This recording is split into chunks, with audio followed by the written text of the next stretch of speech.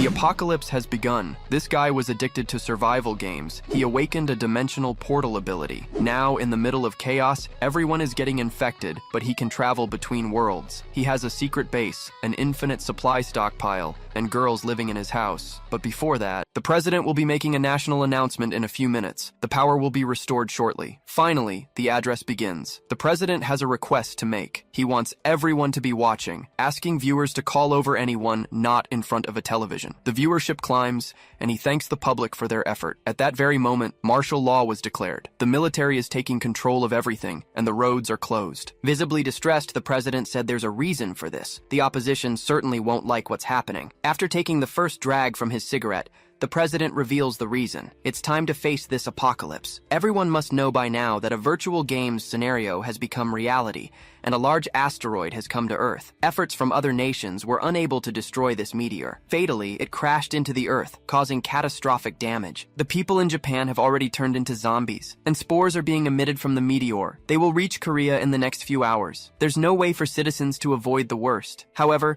some people have awakened and can prevent it. Shelters have been built, and they will be sealed for 1 year. People must go to them. There's also a strategy guide for defeating the monsters. Pamphlets will be dropped from airplanes. Soon, all electrical power will be shut down. He said it was an honor to serve this great nation. All of this was only possible because of an anonymous informant. Our protagonist wished the apocalypse had never happened. All he has to do now is survive, because he's already a veteran of this apocalypse. It all started a few months ago. This could be the player's third consecutive defeat. His companion warned that if this happens, he's truly useless. The guy with cat ears told them not to focus so much on brute force. This was confirmed by the weirdo with blonde hair.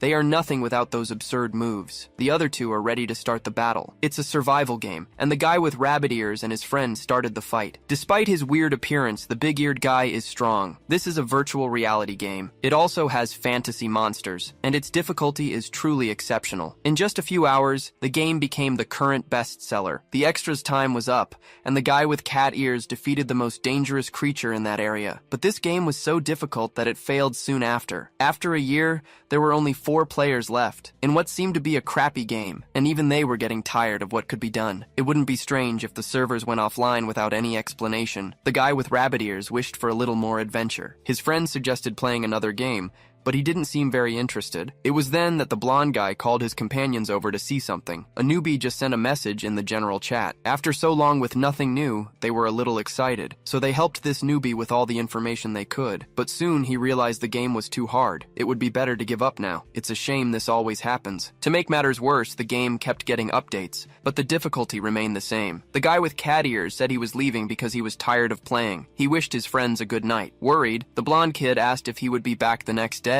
A bit uncertain, he said probably, but the others quickly noticed a hint of boredom in his words. They ended up saying their goodbyes too, as it was time to leave. Only the blonde guy remained in that place, completely alone. He started recording his experience, waiting for his friends to return. Several months later, the game's difficulty was significantly reduced, along with the addition of mutant creatures. Because of this, our protagonist's friends never returned. They had lost interest, leaving him completely alone in that universe. It didn't take long for the inevitable to happen. The game was going to be shut down for good. Watching a large creature, our protagonist wished he could have defeated it with his friends. With no purpose left, he abandoned that recording. He also deleted the account he used to stream these videos. It was time for Kang to start a real life in the real world. He runs a shop where he sells meals. Unexpectedly, his business is very prosperous. He inherited the business from his parents, who had passed away. Just as he was about to deliver a meal, he was approached by someone. This girl's name is Kyung, and she decided to visit him. Besides being a hairdresser, she's an infrequent customer at his shop. Our boy never managed to talk to her properly. Kyung went there to show our boy something, a viral news story about status windows appearing for everyone. Unfortunately, nothing appeared for her, and our protagonist believes it's all just nonsense. But the truth is, when he got home, he tried to find his own window, and to his surprise,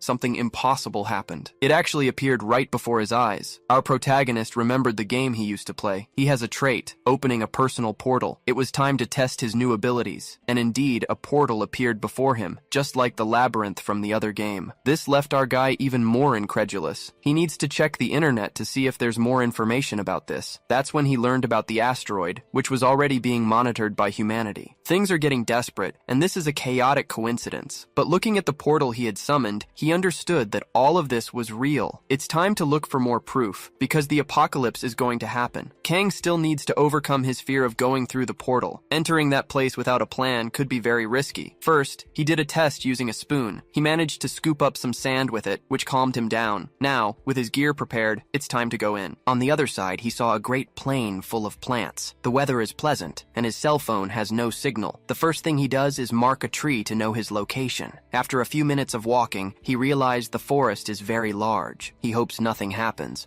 but he ended up getting startled by something, a valley deer. Seeing the creature's description, he understood he wasn't on Earth. The animal left shortly after. It didn't seem aggressive. If it were monkeys or boars, Kang is sure he would have had problems. That's why he brought a knife. Knowing the world of that game, he knows it's dangerous. He can't be sure of anything. Walking a bit further, he found a sun apple. With the fruit in his hands, he ate it, recovering his stamina. The effect is identical to the item from the game. All of this just confirms what he was already thinking. Nearby, he saw goblin droppings. Now he is certain the apocalypse is coming. Back in the real world, it was time to begin his preparations. Our boy thought about watching all the recordings he had made. He still has 32 days until the asteroid arrives. The game is really difficult, with weird mechanics. One of them is the metal death disease, which melts everything made of steel. This sends humanity back to the Stone Age and makes some regions very dangerous for up to a year. With his personal portal, none of this is actually dangerous for him. Our boy used his emergency savings to buy equipment. He soon realized that the others, who will be forced to live through this, are very careless. Kang made sure to buy a hunting bow, and on his way home, he noticed something unusual. If none of this happens, he'll be broke for the next 3 years. His shop is already closed. This makes our protagonist a little worried. It didn't take long for his most frequent customer to ask what happened. She learned from our boy that it's just a renovation, so he must have made a lot of money. Since he didn't want to talk to her, Kang said he was busy. The blonde girl was visibly upset, as she wanted to spend more time with him. Unfortunately, the protagonist is a fool and can't see the signs. Even though he had a chance to talk to her, he chose to stay quiet. Back in his room, he opened the gate once more. He always created detailed strategies to overcome challenges, unlike his friends, who had a lot of physical strength. In this game, stats aren't guaranteed by leveling up. They're gained through hunting and exploration. Kang needs to learn how to use a real bow. Concentrating, he started to remember his experiences in the game. He hit the target with his first arrow. This left him quite surprised. He can do this about 5 times with precision, which isn't bad. It's time for the next step. To find out if he can hunt monsters and if he can build a hideout to store his items. But he won't try anything stupid, as he needs to take the opportunity to gather more fruit. Kang returned to a spot he had marked. He found the goblin droppings again. These creatures live in groups, so finding a small amount is unusual. Whoever left this must be wandering alone, without the protection of its group. Kang needs to find this monster for a real practical test. It was getting dark. Kang realized he was approaching the valley. Finally, he found his target. The goblin looked identical to the in-game model. They used darts and spears to attack. They're low-level creatures. Kang watched as his target drank some water. Using the bow from this distance would be easy. The creature was old and didn't seem to be carrying any weapons. Our protagonist needed to stay calm. He fired the shot, hitting the creature's arm. Before he could attack again, he was hit by a rock. This monster wouldn't go down without a fight. The two finally faced off, exchanging deadly blows. Kang got injured in the process, but he was much stronger than the small creature. He easily overpowered it, landing a fatal blow with his blade. He received 2 points for this action. The creature also dropped some items, vegetable oil and a plant powder, which could be combined to make medicine. Kang also needed to hide the body so he wouldn't be hunted. But then, the boy noticed some fish in the river. They were red trout, which was a warning sign. It meant another creature might inhabit this place, like the great owl bear, which is extremely dangerous. Now only 31 days remain. The stress triggered a flashback to one of our boy's streams. He was presenting the monsters that live in the forest. Kang had worked hard to gather all this material. He even got some donations. Last time he talked about goblins and how everyone should avoid skeletons at all costs. But the most dangerous things in the forest are werewolves and owlbears. The bear establishes its territory in a balanced ecosystem, but there is a way to defeat this creature. Back in the present, our boy remembered all of this. The imminent danger triggered a flash of his memories, but this was no time to stand still or tremble in fear. An owlbear destroys everything when it's hungry. If it was standing still, it meant it wasn't starving. Only one thing was irritating it right now: the intruder near its red trout. There was only one way to escape now. Even though he knew the strategy, Kang was using his real body. Staring at the creature, he tried to intimidate it. Kang knew this creature's attack pattern. Its weakness was sunlight. He needed to be very precise, because there was a way to create light in this situation. Kang climbed up the creature's arm to shine his flashlight directly into its eyes. The owlbear didn't like that one bit. The next day, the alarm clock went off as usual. Kang realized he had slept soundly. He couldn't believe he had encountered that bear and hoped to never see another one in his life. It had been a long time since his last meal. Weakened by hunger, Kang fell to the floor as he tried to get out of bed. Looking at his backpack, he saw some apples. Without a second thought, he ate one, automatically recovering his stamina. Now, he could think about filling his stomach properly. And unexpectedly, he ran into Kyung once again. They were at the same restaurant, and the girl sat down with him to eat. She wanted to know if he had tried to open the status window. The girl was radiant, and our protagonist regretted not talking to her last time. She said again that this situation was real, that strange things were happening. Even so, Kang chose to hide the truth. His ability wasn't combat-oriented,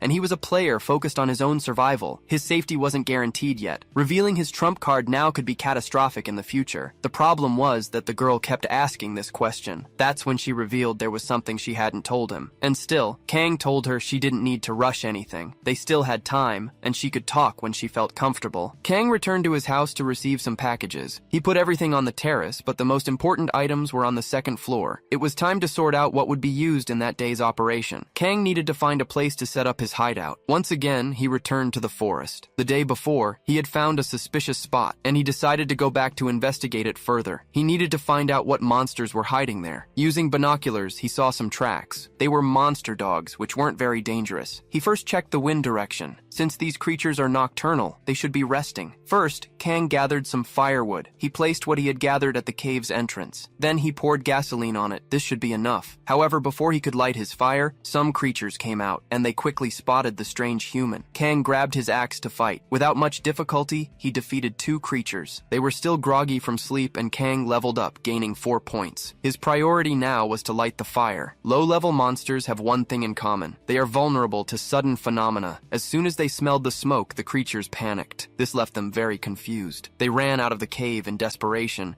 giving Kang the opportunity to finish them off easily. He just needed to do this 3 more times. The remaining creatures tried to attack, but they were no match for his axe. Kang also used a spray for this, blinding one of the monsters, which soon died. Only one was left alive, completely terrified. Kang needed to finish it off to secure the cave. The task was easy, but a bit tiring. Looking at his status window, he confirmed he was exhausted. Gaining levels unlocks interesting features in this game, like the virtual shop, not to mention the refuge our protagonist now possessed. It was time to prepare this space, starting with cleaning. There was a lot of trash inside that place. Kang kept finding disgusting things. Having to do this after a fight was truly distressing. At least he could use his portal, which made the cleanup even easier. Even so, the work was hard and tiring. Kang discovered he could place the portal in very precise locations. He used his bathroom's plumbing to bring water to the other world. Finally, the cave became habitable. He still needed to remove some stains and improve the floor. Mixing cement would take a few days. At least he had some minerals that could be used for lighting. These were fundamental for beginner players. It was time to start mining as well, to make his life easier. Kang woke up even more tired the next day,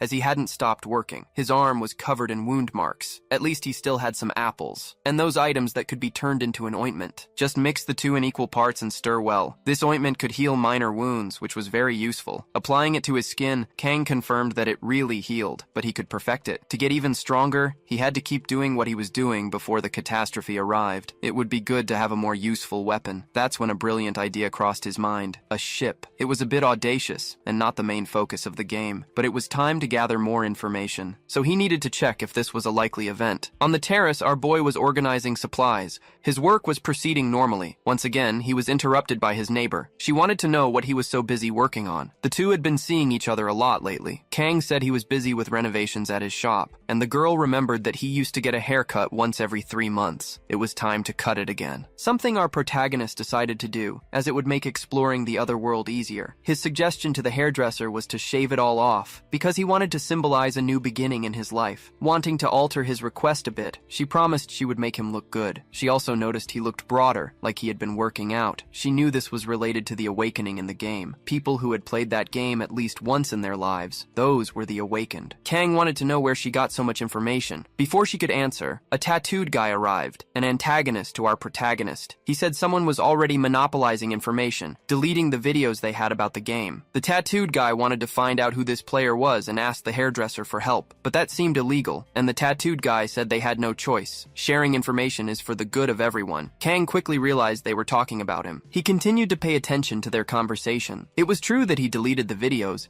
but it wasn't about monopolizing. That tattooed guy was really getting on our protagonist's nerves. Who's sure everyone would be better off if the information was leaked? That's why they can't wait too long. Kang immediately called out to the tattooed guy and said they could talk later. The tattooed guy didn't like his tone of voice, but he realized our protagonist was much more firm. Kang said he prefers to be heard while he's being polite. That was enough to scare the guy, who then decided to leave the shop. The hairdresser is relieved that a bigger problem was avoided. Kang suggested they exchange phone numbers just in case something happened. Back in his room, Kang paused the construction of his camp. He found out online that everyone is upset about the videos disappearing. There were so many hateful comments that our boy decided to turn off the computer. Slowly, he realized everything was becoming clearer. It was time to open the portal once again. For the next 2 days, he relieved his stress with hard work, mining and producing a lot of cement. At night, he relaxed by watching the moonlight coming to a conclusion. He's not a hero, and he doesn't need a sense of duty. His only obligation is to survive. It was then that our boy heard a frightening noise. It was the skeletons, very dangerous creatures. The creatures' eyes began to glow, causing a huge explosion in the middle of the forest. Due to the impact, Kang was thrown far away. Our boy got up, still very scared. Not knowing what had happened, he then saw the rest of the skeleton. Now he doesn't know how he managed to survive. The creature was about to explode when he sensed the danger. He's only alive because he managed to get away. The proof is the bone fragments embedded in his flesh. Kang opened his status window once again. His stats were greatly reduced, but he had no fractures or torn muscles. And because he survived, it seems the system registered that he had defeated the creature. His head is a mess. It's time to return to the gate. Back at his house, he started tending to his wounds, removing each bone fragment and using ointment to close the cuts. He was so tired that he ended up falling asleep right there. He woke up the next day still very weak. Opening his status window, he confirmed he was still weakened. He just doesn't know where that skeleton came from. The forest is too big for something like that. Kang thought he should increase his perception to avoid future problems. The first way to do this in the game is through points earned from practical experience. The second way is through items. But the problem is that this game is very difficult. You need to defeat very strong creatures to get them. He can also absorb monster abilities if the conditions are met. It's time to get back to the recordings. To understand the game's context, Kang might be able to get an item before the apocalypse begins. But for that, he needs to find a powerful creature. Kang came across 3 important phenomena, one of them being the Russian ship. The body of a large creature was found in the forest, but the government quickly deleted the information. This happens on June 26th. Kang needs to prepare for it. His hairdresser friend ended up calling again. They met that same day, and she seems worried about our boy. He looks tired and is wearing long sleeves even in the heat. Kang tries his best to say he's okay, which reassures the girl a little. About that troublesome guy, he usually causes problems, especially with the elderly. The hairdresser didn't know that. In fact, she has something very important to tell him. She reveals to Kang that she is one of the awakened. Our boy decides to play dumb, denying that anything happened to him. The hairdresser had wanted to tell him for a long time, as she didn't want to lie. Our boy thanked her for her trust, claiming his fatigue was from overworking. He hopes to see her again in the game world, as he started studying it. Kang is already feeling much better. He decided to buy a drone and rent a car. Right after that, he went to sleep to regain his strength. The next day, he started crafting materials to hunt the orc. Breaking those red stones requires great care. If done the wrong way, they catch fire. As for the yellow stones, they release a lot of light. Finally, the basics were done. Our boy mixed several solvents, leaving everything prepared on his table. Back in the real world, he was very happy to have rented a spacious car. Everything he needed fit perfectly in the trunk. It was time to start the journey to find the creature that was about to appear. He arrived at his destination before midnight,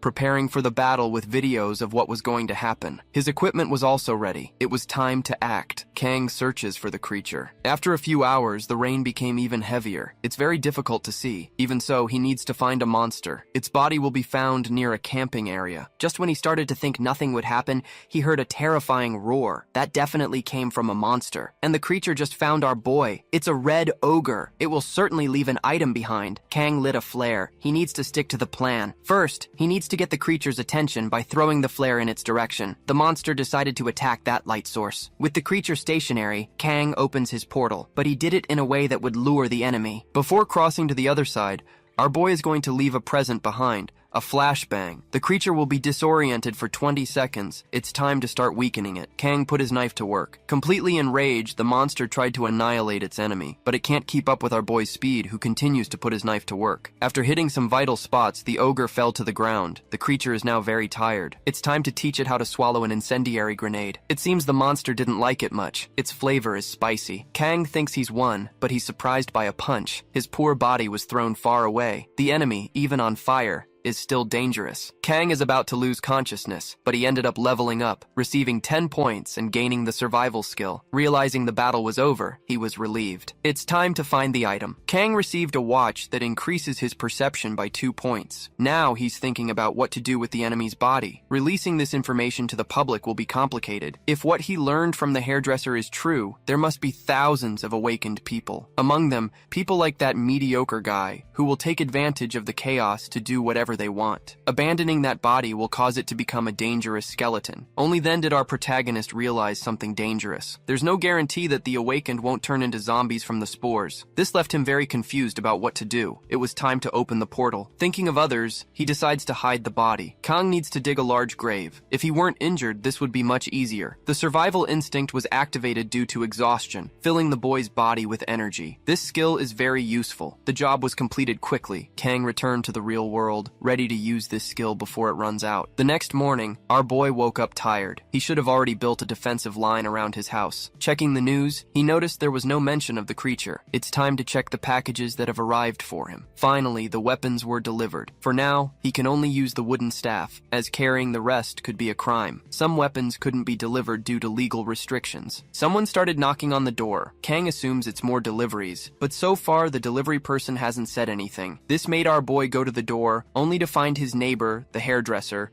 who came to see if he was okay. She also brought a bag, food, so they could have a meal together. The truth is, this is an unexpected event. The girl he always wanted a relationship with is now inside his house. Kang started to get very nervous. The hairdresser told him to eat up and get strong. She also came over to share some information, leaving our boy devastated, as he thought this was the beginning of a romance. Now he's thinking about telling her the truth too. She's going to take out the trash while our boy grabs a few things. The two of them went online to look up some information. First, they need to learn about the metal plague. Kang explained many things to her. It's easier to survive in small groups to avoid attracting zombies.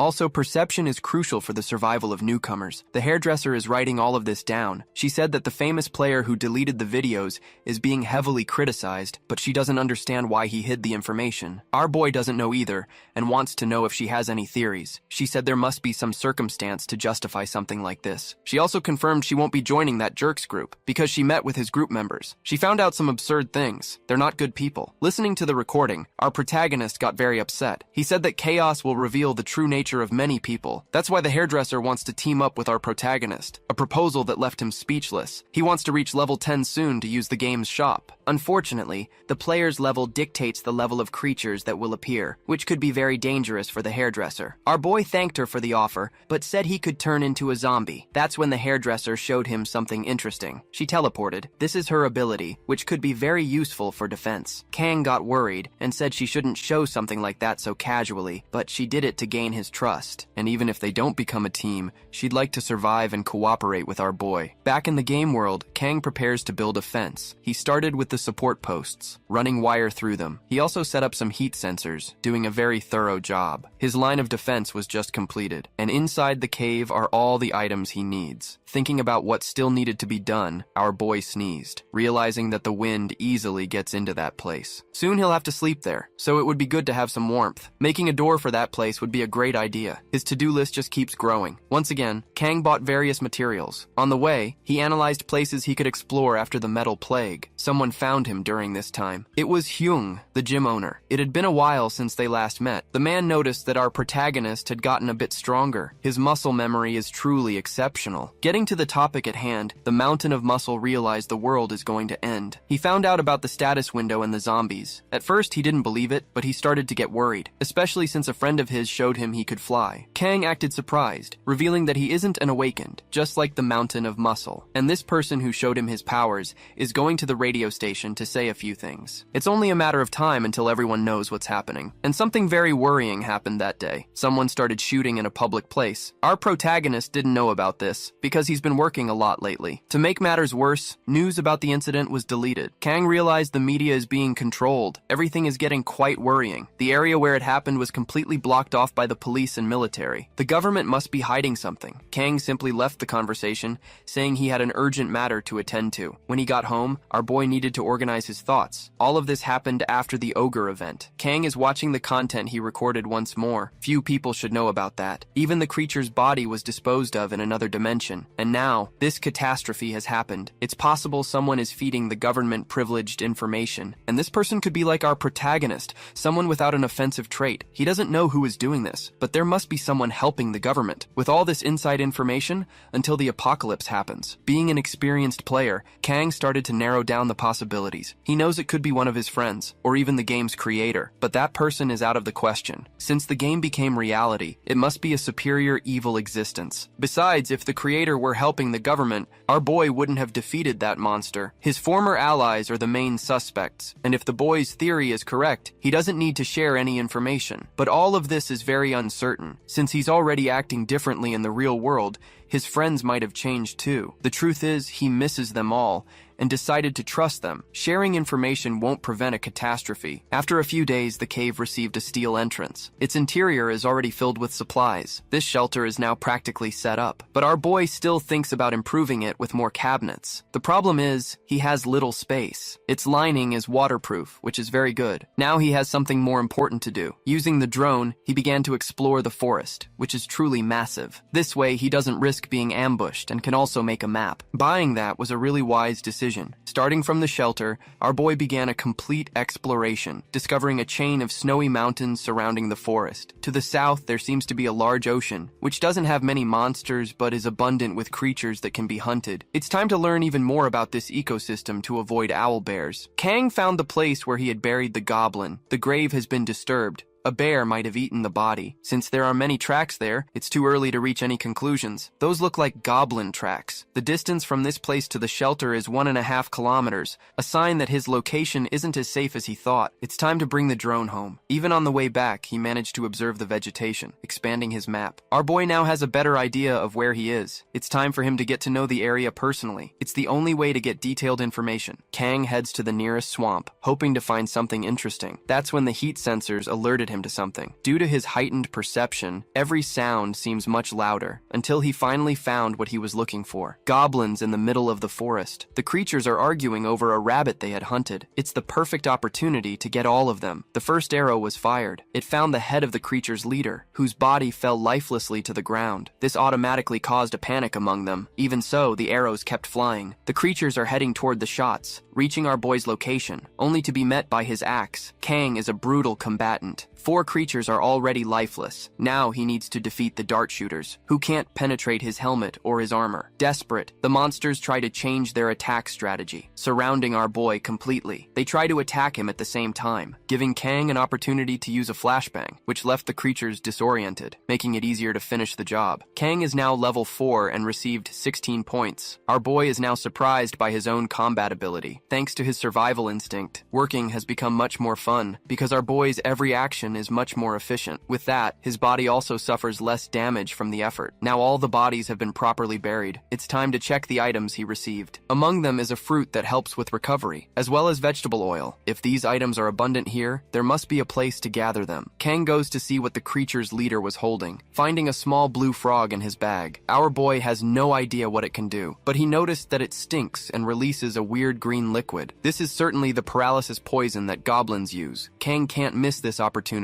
Besides being able to use this poison, he can also use small doses to increase his resistance. He even named the little frog, which is now called Kururu. The system recognized the frog as our boy's property just for naming it. He didn't know about this mechanic in the game. It might be something new. It's possible a final update happened before the game shut down. It's time to return to exploration. Our boy opened a portal. Back at his house, he grabbed a few more items. In a short time, he returned to the forest, ready to get to know it better. He even discovered a water spring that he didn't see through the drone. To his surprise, the water is completely pure. One less problem on his to-do list. Not to mention there are also fruit trees there. Kang collected several fruits at this opportunity, as well as the seeds used to make vegetable oil, making marks on the trees so he wouldn't get lost in that place. With that, his task for the day was finished. The next day he tried to feed the poison frog. Kururu really liked the cricket it received. The creature is on the second floor of his house being very well treated. It needs a slightly warmer environment. The cold can be bad for your health. Kang managed to extract a good amount of venom, which was properly stored. Now he can focus on producing the wound healing ointment. Kang can't share this with the hairdresser yet. Later,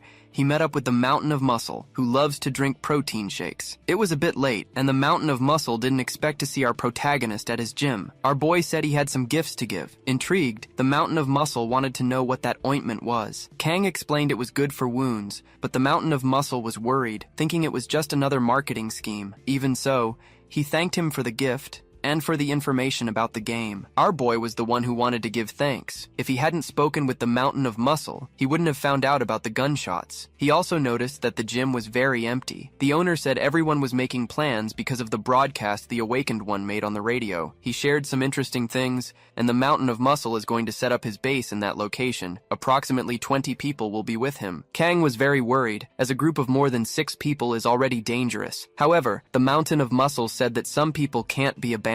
He even asked what our protagonist was going to do now. Kang said he was still thinking. Since he hadn't awakened, he should think about it soon. A scream interrupted their conversation, and our boy went to see what was happening. He went to the window and saw something absurd. His neighbor, the girl he likes, was on the ground. She seemed very disoriented. Our protagonist immediately went to help her, asking if she knew what had happened. The hairdresser didn't know, but was sure she had been attacked by someone. The Mountain of Muscle was ready to find out who did it, but Kang asked him not to. Our boy asked his friend if she remembered what the thug looked like, but since it was very dark, she didn't see anything. Kang was furious, understanding that people had started to make their move. He recommended that his friend use the teleportation skill if something like this happened again. From now on, she needs to be very cautious until the apocalypse happens. There was a joke on the internet that if 5 people are gathered, one of them is trash. There's always someone trying to be the funny guy, and in the game world, that can be very dangerous. There were players who would infiltrate teams just to lead them to extremely dangerous places. They were always very friendly to beginners,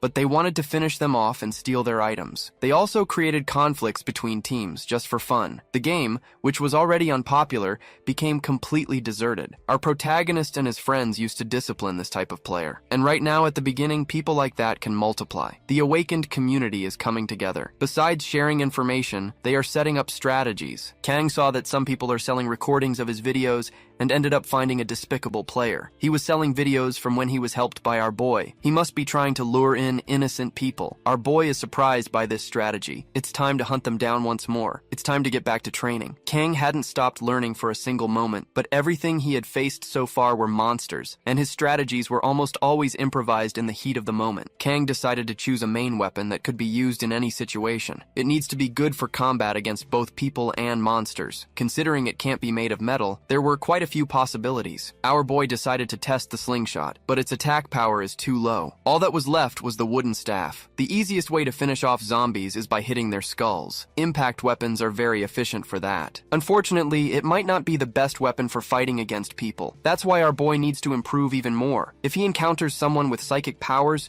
it will be difficult to achieve victory. Kang can't just stand by and do nothing. In this game, when another player is defeated, the winner receives 50 points. This ends up attracting negative karma, so those points aren't worth it. Even so, it's necessary to prepare for the worst. Kang wants to avoid contact with this type of player. It's time to protect his home even more. After training, our boy heard noises in the forest that sounded like a wolf. One of them might have approached his shelter. Properly protected, Kang reached the source of the noise. He found a gray wolf as big as a horse. The creature was already lifeless. Since it died in that spot, it might have been attacked nearby. It's time to analyze its wounds. While doing so, our protagonist was almost attacked. Something furry hit him in the back. It was the wolf's cub. Kang still doesn't know what to do in this situation. He can't just ignore the cub's presence, but he needs to bury that body immediately. If it turns into a monster, it will be even more dangerous. The grave was dug quickly, but the cub refused to leave its mother's side. Kang started to remember a dog he had when he was little, so he decided to pick up the cub. It was time to separate it from its mother. Our boy promised to take care of the creature, offering it some food. He hopes that with this, he can count on this new ally. Kang is waiting for the cub's approval. After eating the dried meat,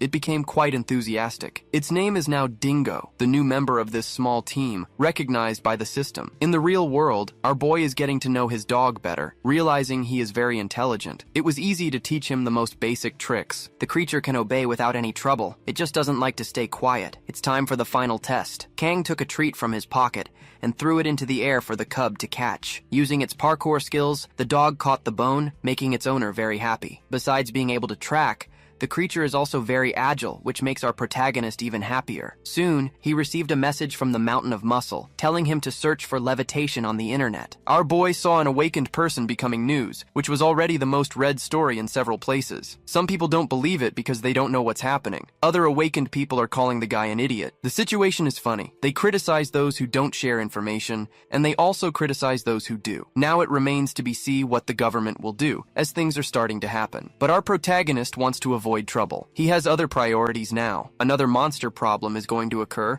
causing a direct response from the government. Kang needs to use his time even better. It's time to go back to exploring, and his canine companion is ready for it. Back in the forest, it's time to identify a trail. Dingo seems to have smelled something. Our boy is trying to teach him to easily recognize the scent of goblins. He also needs to learn to stay calm during battles, following our boy's command. The poor rabbit became a victim of this harsh lesson. Progress is happening smoothly. Judging by its size and claws, that is not a common rabbit. They are creatures much stronger than those on Earth. The pair can now explore with confidence. Kang would like to know his companion's stats. While thinking about this, he was notified about the growth of his own health. This is a very interesting pace, as his health started at 170 points. Kang soon saw that Dingo seemed to have found something bad and was scolded for wandering alone in the forest. The dog had only eaten a pepper, which was why it was agitated. This find is very beneficial for our boy. It's time for another harvest. The pair is already at the end of their hunt. They went to the nearest river. The fish don't provide any experience, but they are extremely tasty. This whole experience is advantageous for the cub. Now, they can finally return to the shelter. The next day, something important happened outside our boy's house. He hired some men to work on renovations. That room was completely transformed. This was a necessary choice for progress. When the chaos begins, everything will be looted. Our boy will be among those people too if he survives, so he should prepare for it. The Mountain of Muscle arrived and said he did the same thing. His gym is already almost empty. Our boy had abandoned him last time,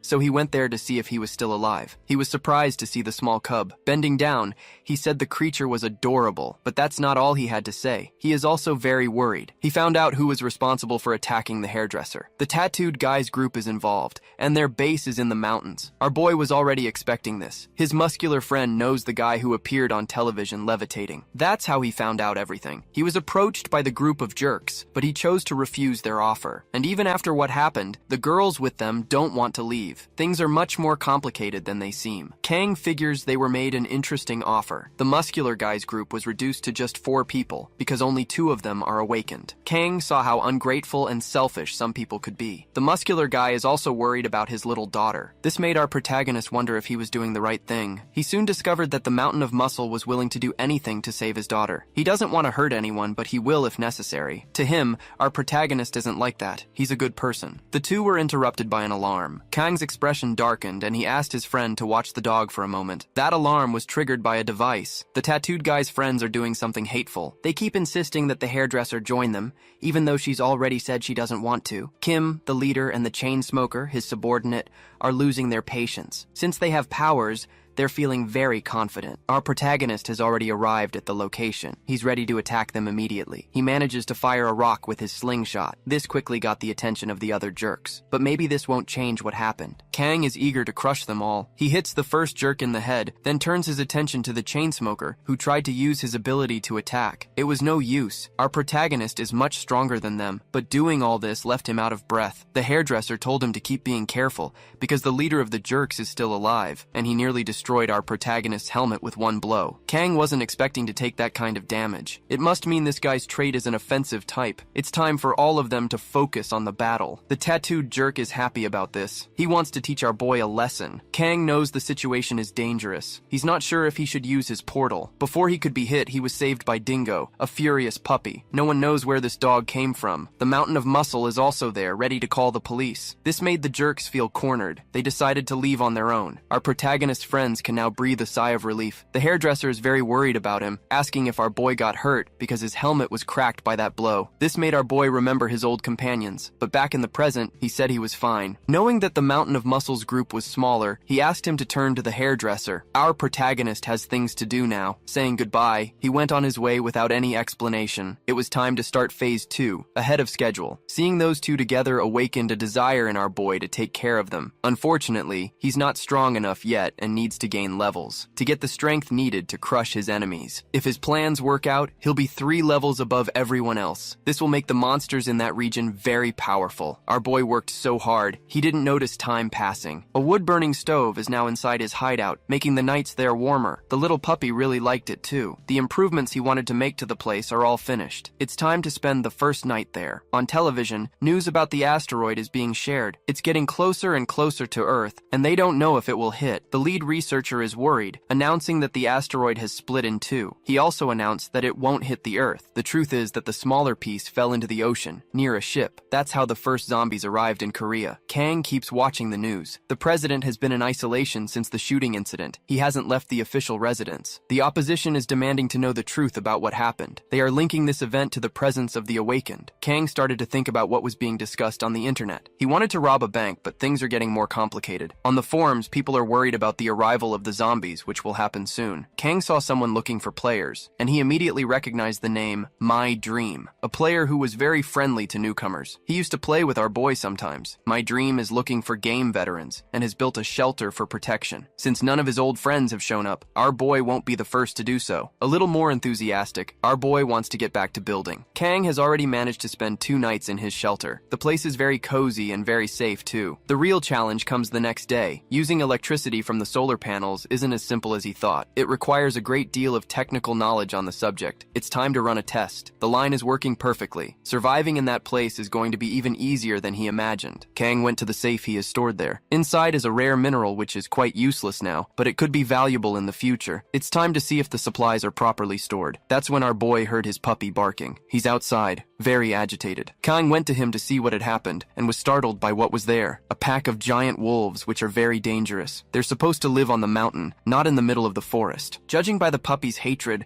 they must have been the ones who killed his mother. Kang quickly realized the creature was completely enraged. Defeating all those enemies is out of the question. If he tries to run for a weapon, he'll be attacked from behind. The protagonist realized he needs to focus on the alpha. That's the only strategy that might work, and so he'll be the one to attack his victim first. By gaining the advantage in that first moment, Kang can increase his chance of survival. Our boy has pepper spray, his only weapon in this situation. He might not be able to win the battle, but he might be able to drive the creature away. Even so, it's going to be risky. Kang doesn't know how to put this into practice, until finally, his brain started to work. There's no other option. Our boy threw the knife at the creature. The wolf dodged it with ease. Furious, it was the creature's turn to retaliate. Our boy waits patiently for its approach. Opening his dimensional gate in front of the wolf, it hit it like a wall. Kang closed the gate, using the pepper spray immediately. The wolf was very disoriented by this. This gave our boy the opportunity to stab it with his knife. Now the creature is terrified. Missing one of its eyes, it fled with its pack, leaving our protagonist behind, who is now deeply relieved. He and his canine companion are still alive. Kang promised they would get their revenge on those wolves. Ready to buy more things, our boy went to the pharmacy and the electronics store. That wolf attack was really worrying. Kang was lucky to get out alive. If it had been a werewolf, it would have been different. He was foolish to ignore the monsters living in the neighboring regions. He needs to keep watch with the drone. Kang ran into his muscular friend on the way, but he hadn't even noticed until someone called his name. The muscular guy is with a girl. Kang said he left the house that day to do some shopping. Certainly not weapons, since he went to the electronics store, and that new girl seems to be interested in that too. According to the muscular guy, people are buying more and more weapons. People should consider what will happen to the iron. Kang started to feel uncomfortable with this girl, who kept staring without saying anything. Only then did she realize that our boy was the owner of the noodle shop. He looks very different now. Taking out a card, she introduced herself to him. Her name is Yeon. Kang was impressed to discover she's a doctor. In a short time, he explained the basics of the game to her. She was a little suspicious. It seems like there's no way to win. Still, she wants to know one last thing. If our protagonist is one of the awakened, since he seems to know so much about this universe, the truth is that he was very helpful and could be trustworthy, much more so than the muscular guy. Because of this, she wants to maintain a friendly relationship with our boy. The next day, Kang spent a lot of time trying to craft a spear. It seems to have turned out perfectly. With this weapon, he's ready to seek revenge for what happened to the dog's mother. They also must eliminate any intruder who discovers the location of the hideout. Properly protected, it was time to explore the forest, but our protagonist didn't find their leader, so something else must have happened. And that's exactly what happened. The owlbear took out some of them. Wolves without a leader are easily defeated. They don't act as a pack. The first creature caught our boy's scent and walked right into a trap, getting completely tangled in a net. It was finished off immediately after. The other creatures noticed what happened. Kang started running from them, luring them into a chase. This was all part of our boy's plan. He used pepper spray on the first wolf. When surrounded by the other two,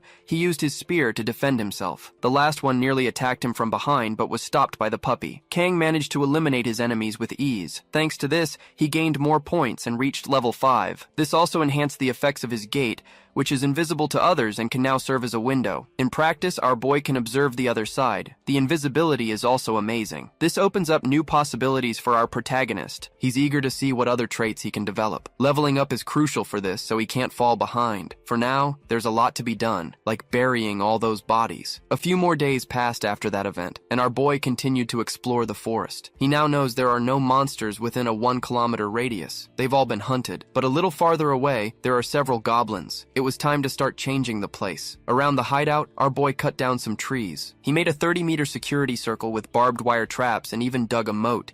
He also monitors real-time news through his portal, and there our boy bought more materials for his construction, as well as industrial tools. He's also analyzing the progress of Kim, that bastard. Our protagonist also rented some vehicles to help over the last few days, and in his lab, he's trying to increase his resistance to the cane toad's poison. At this moment, Kang is still very confused. They're saying a veteran player has just been recruited. This could be related to government censorship. It's no coincidence that the president is still in isolation. Kang would like to know how this is happening. The number 1 survivor is an item collector. Siding with the president would benefit him greatly. Kang is sure this news is fake. Even so, things aren't getting any clearer. If the number 1 survivor joined my dream, our boy needs to change his plans. It's time to investigate the forums with another identity. Kang needs to make contact with someone. It didn't take long for him to get in touch with my dream. This way, he can confirm his true identity. They are in a virtual room, talking. The player isn't very comfortable with this idea. He only agreed because our protagonist knew his personal number, though our boy didn't reveal his true identity. My dream assumed he was talking to a veteran player, which is a strong possibility. He decided to ask a few questions.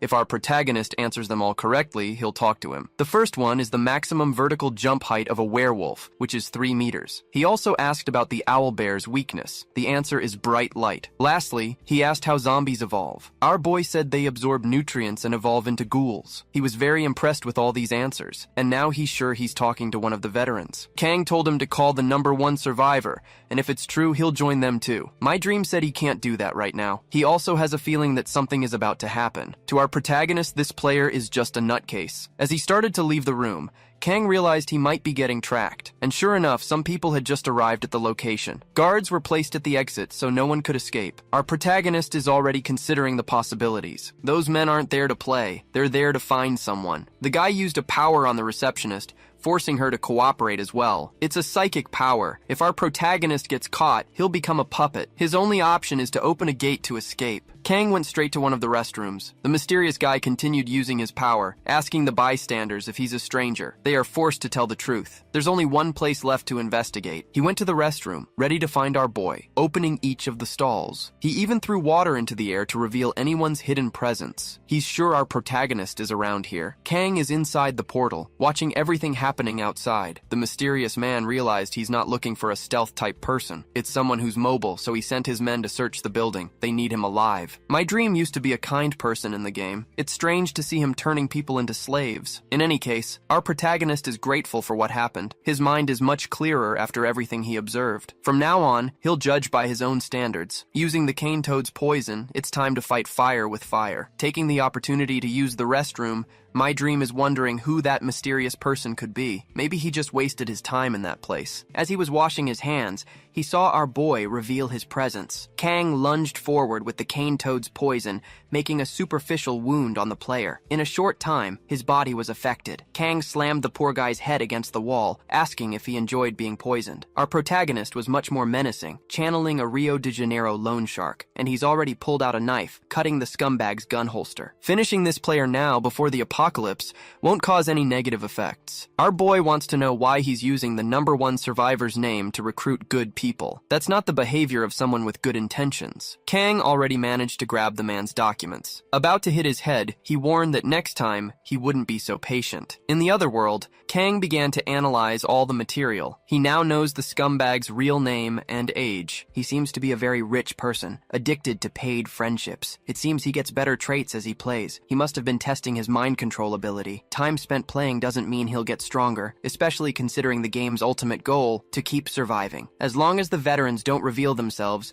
our boy will continue to prepare. Now he has a firearm, ready to annihilate the awakened. Kang decided to do some target practice. He's improving slowly. The second omen is about to happen. With that in mind, he drove his car there. Goblins had been spotted by people near a national reserve. Kang pulled the car over to the shoulder. He and his dog will now explore this forest, like two hunters. Our boy had to hurry, as the police were already moving to seal off the area. The monsters could be very dangerous since they are being led by a stronger one. Dingo soon picked up the creature's scent. He knows exactly where to go, leading our protagonist to the fun. The two are making their way through the forest, but our boy stumbled upon something dangerous. Several people are dead, and some creatures too. Looking closer, he realized the men were just poisoned. They're still alive. It's just the effect of paralysis on their bodies. The police officers are unarmed. Someone must have taken what they were carrying. Kang moved them all close together, as the poison will wear off in a few minutes. It's time to analyze the creatures' bodies. Their bodies were riddled with bullets, but it doesn't make sense for the weapons to have disappeared. The only hypothesis is that there's a looter goblin among them. This creature cannot be left alive. Kang used the police officer's cell phone to call for help. He sent the location and also advised that the creature's bodies should be buried. This information can no longer be hidden. It's a race against time now. Kang is trusting his canine companion's sense of smell. Nearby, a battle is taking place. The guy with the shield asked his boss if this is right. He's not one of the awakened, and he's having to face the creatures. The awakened one's trait is telekinesis. It takes time to invoke the ability. Finally, the rocks began to fly, but that might not be enough. The other awakened need to get past the police to get there. The ordinary citizen already wants to run, but his friend knows this is just like the game. The goblins are without their poisoned weapons. Even though the bystander is scared, the Professor X-like character believes they will win. If they can defeat all the creatures, they'll have a huge advantage. They just need to stay focused on this battle, something Professor Xavier just lost, as one of the creatures threw a stick at him, injuring his fragile arm. With that, they ended up completely surrounded and are about to be finished off. Luckily, our protagonist exists, and he knows how to make arrows fly. The creature was left completely confused because it didn't see who shot those arrows. Kang is in a safe location. He shot those arrows through his gate, locating the awakened one. He also needs to defeat the creatures. His steps need to get faster and faster. It's time to return to the real world. First, he threw a rock at the monster to get its attention, but there was nothing where the creature looked. Actually, there was a can on the ground, and when it went to inspect it, it lost its life. This is our protagonist's strategy, using his gate as an invisible wall, leaving no trace of his actions. Only the strongest of the creatures remains. It's already seeing its underlings littering the ground, and it ordered the rest of them to find the intruder, something the creatures are doing, filled with dread. They are heading for the graveyard. Their heads were severed, paving the way for our boy. Kang noticed the looter goblin started to flee, but that's another problem. He needs to defeat the larger goblin, which poses a real danger. His only option now is to fight. Kang was thrown far away. The blow hurt him badly. Our boy is already spitting losing blood, his senses are fading, his life will be extinguished with the next blow. Finally, his survival skill activated. Kang reacted at the last second. With renewed strength, he started running towards the fleeing creature because it is our boy's true target. After taking a few shots, it will no longer move. It's time to return to his gate. Kang waits for the most dangerous enemy to approach, firing a few more shots at it. This time, the creature was weakened and brutally finished off by our boy, who ended up gaining several points from this battle. He gained the ability to sense the terrain within his field of vision, as well as gloves that will increase his dexterity by 2 points. Some lights are approaching through the forest. It's the signal that our protagonist must leave, so they don't discover he exists. The next day, Kang woke up in a lot of pain. Looking at his watch, he realized he had slept for an entire day. He needs to avoid survival situations, as they are too risky. His priority now is to inspect the items he received. Kang was very happy with what he had gathered. Some weapons and a completely indestructible knife. It's a game-specific item, and he's never seen anything like it. This tool is immune to the metal plague and costs 100 points in the game's shop. Looking closely, Kang noticed its surface was a bit uneven. Surely these creatures can't craft something like this. Perhaps a mutation is happening to them, accelerating their culture. But all of this could just be a crazy theory. There are still other items to be explored, like the shadow grapes, which can enhance night vision. That's why these creatures were active at night. Looking at his own status window, our boy noticed he's growing at a satisfactory pace. Opening his gate, he returned to the real world, noticing he had received several messages. His first stop now is his muscular friend's gym. When he got there, he was greeted with enthusiasm. The muscular guy is waiting for him with the hairdresser. Other people have also been added to this team. For now, they're just 2 background characters. There's one last member, but he went out to buy some things. A store that sells camping gear.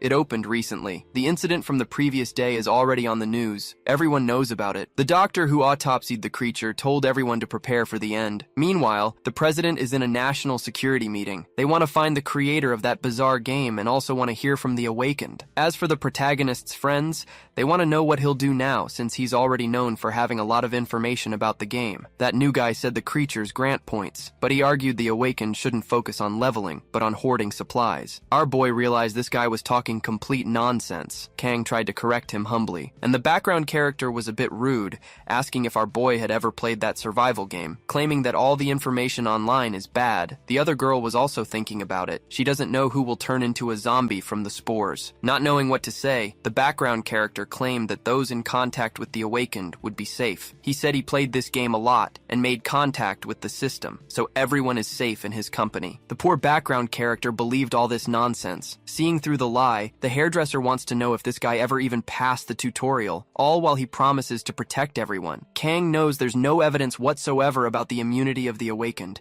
and he was called there because his muscular friend probably doesn't trust this guy either. Kang is ready to leave, as he doesn't want to share precious information with people like that, and said he'll get in touch when he's done with his errands. Kang continues to note down places that can be looted after the apocalypse. He also ran into that same doctor. She has something to give him. It's a first aid kit, with antibiotics and anesthetics. Kang was visibly surprised to receive something so valuable. The doctor told our protagonist where she lives. It's crucial for them to know each other's locations. She's stopping by the muscular guy's house soon, so she has to get going. However, she made it very clear that our boy must keep his promise and share his address with her. Kang thinks this woman is way too intense. The truth is, he visited several places in that city, buying various pieces of equipment, further improving his shelter in the other world. With the excavator he rented, his work became even easier. All this while, the world grows even more chaotic. On television, fatalists and skeptics argue endlessly. An emergency United Nations conference was also convened. Nothing seems to be going well, and the meteor continues to approach. The last omen is the Russian ship, and it's about to happen. The apocalypse is near. After confirming no one was there, our boy entered an abandoned building. There's a reason to take such a huge risk of being turned into a zombie. He needs to get the weapons that are on the Russian ship. Our boy can resist the particles. If everything goes wrong now, life will be much worse in 5 days. He has to take the risk. He could also live alone in the other world, but being the only person there would be extremely depressing. All preparations have been made. Our boy has no desire to die now. It's time to reap great rewards because that's what life is all about. Our boy is reading some more notes when he's startled by an audible warning. Things are really starting now. A disaster alert is being broadcast to everyone. Sirens are wailing loudly. Several vessels are docked in that area, and from a distance, a large ship is approaching the shore. The vessel seems to be out of control. Seeing it in person, our boy can't even believe the scale of the destruction. The waves swept away a large part of the waterfront. That ship must be full of dangerous creatures. But natural disasters are things that leave anyone feeling powerless. It's time for our protagonist to start moving. He needs to do it as quickly as possible,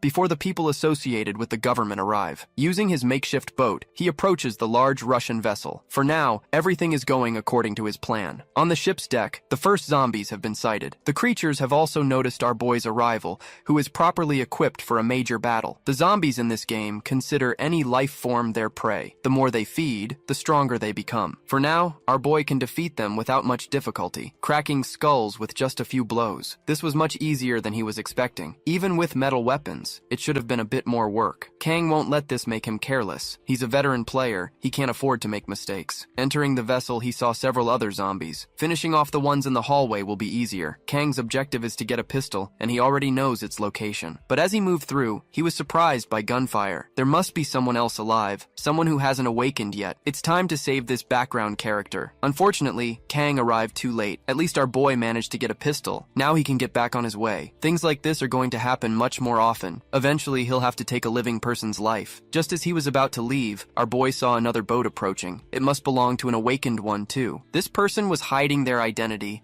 and they passed right by our boy, completely ignoring him. Kang had already done what he needed to, so he ignored the other player. The next day, he read some news. People wanted to know where the game's developer was. The nation's president was under increasing pressure, and he thinks just like our protagonist. Kang was ready to share some information. Calling the Doomsday Secretariat, he shared what he knew about when the apocalypse would happen. The secretary on the other end was very concerned. Kang revealed what had happened with the monsters in the forest. That was enough to convince the secretary of the truth. Everything is going to happen on July 20th, and a package will arrive that afternoon. He hoped those people would know how to use it wisely, because they were going to need all the luck in the world. After everything that had happened, the president's resolve impressed everyone. Our boy continued to watch everything. A lot was still going to happen. Everyone was advised to stockpile supplies, and to return to their homes immediately, because things would get worse on the 20th. At first, the population seemed to be complying. Kang almost regretted not informing them sooner. If he had known the government would take it so well, he might have done it earlier. But he quickly changed his mind. The disaster was still coming, and he couldn't dwell on what might have been. Not to mention the determination he had gathered that day to keep surviving. Our boy is an ordinary person. He's not a hero. Since everything in the real world was at a standstill, he decided to stay in the other world. He still had a few more holes to dig with the excavator. He also organized all the videos he had saved. On the second day, he went for a walk with his dog, and he learned that sun apples grow in just 1 month. Maybe the whole forest was fertile and magical. On the third day, a problem occurred. 2 jars of sweet potato jam had disappeared. He also found a very strange grape. The dog wasn't responsible for this. It was time to start another investigation. Dingo suggested our boy check the security equipment. Through the recordings, he discovered something unusual.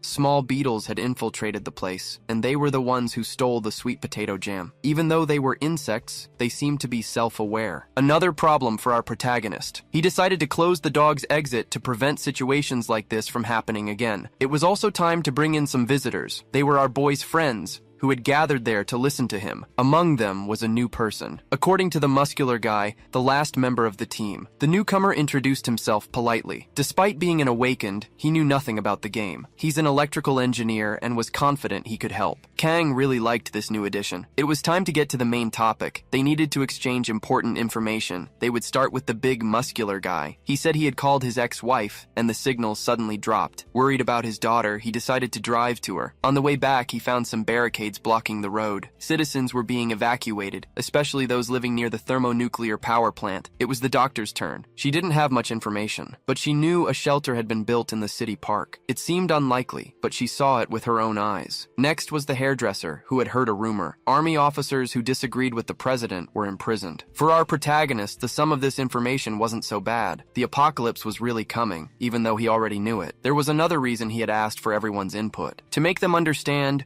motive and information were needed. Revealing the truth now would make everything easier, but it also posed a risk, so he asked everyone to pay close attention now. The president was thinking about order during the apocalypse. It might seem strange, given the recent restrictions. Public services were shut down. No one knew why the president made this decision. Maybe the apocalypse was getting closer. According to the doctor, they already knew which day it would happen. Maybe on the 20th, when the lockdown ends. The newcomer wanted to go to his family if it was true, but our boy asked him to wait. There was a reason they were all there. It was time to share the tutorial strategy. The muscular guy didn't know how our boy knew so much. Kang said he had watched videos from the veteran player, and he apologized to his friends for it. They could use this information however they wanted, but he hoped they would follow the manual at all costs. After everyone left, our boy went to the terrace. He had prepared a lot. There was no guarantee everything would be perfect. He had been a bit selfish, and that could be a problem in the future, but he hoped he wouldn't carry any regrets. On the horizon, he saw several missiles being launched. It was an attempt to blow up the meteor, but the apocalypse was completely inevitable. It was time for it to begin. On the morning of the last day, the lockdown was lifted. Kang followed his routine as usual, using microdoses of the Kururu toad's venom, while also doing physical exercises to get even stronger. He was already in his battle gear. He made his breakfast in the company of his dog, Lobo, patiently waiting for 9 a.m. The power, which had been cut, came back on, and the president was ready to make an announcement. His words were very impactful. Kang started to wonder if someone had planned this apocalypse. He wished this wasn't happening, but there was no other option. As a veteran,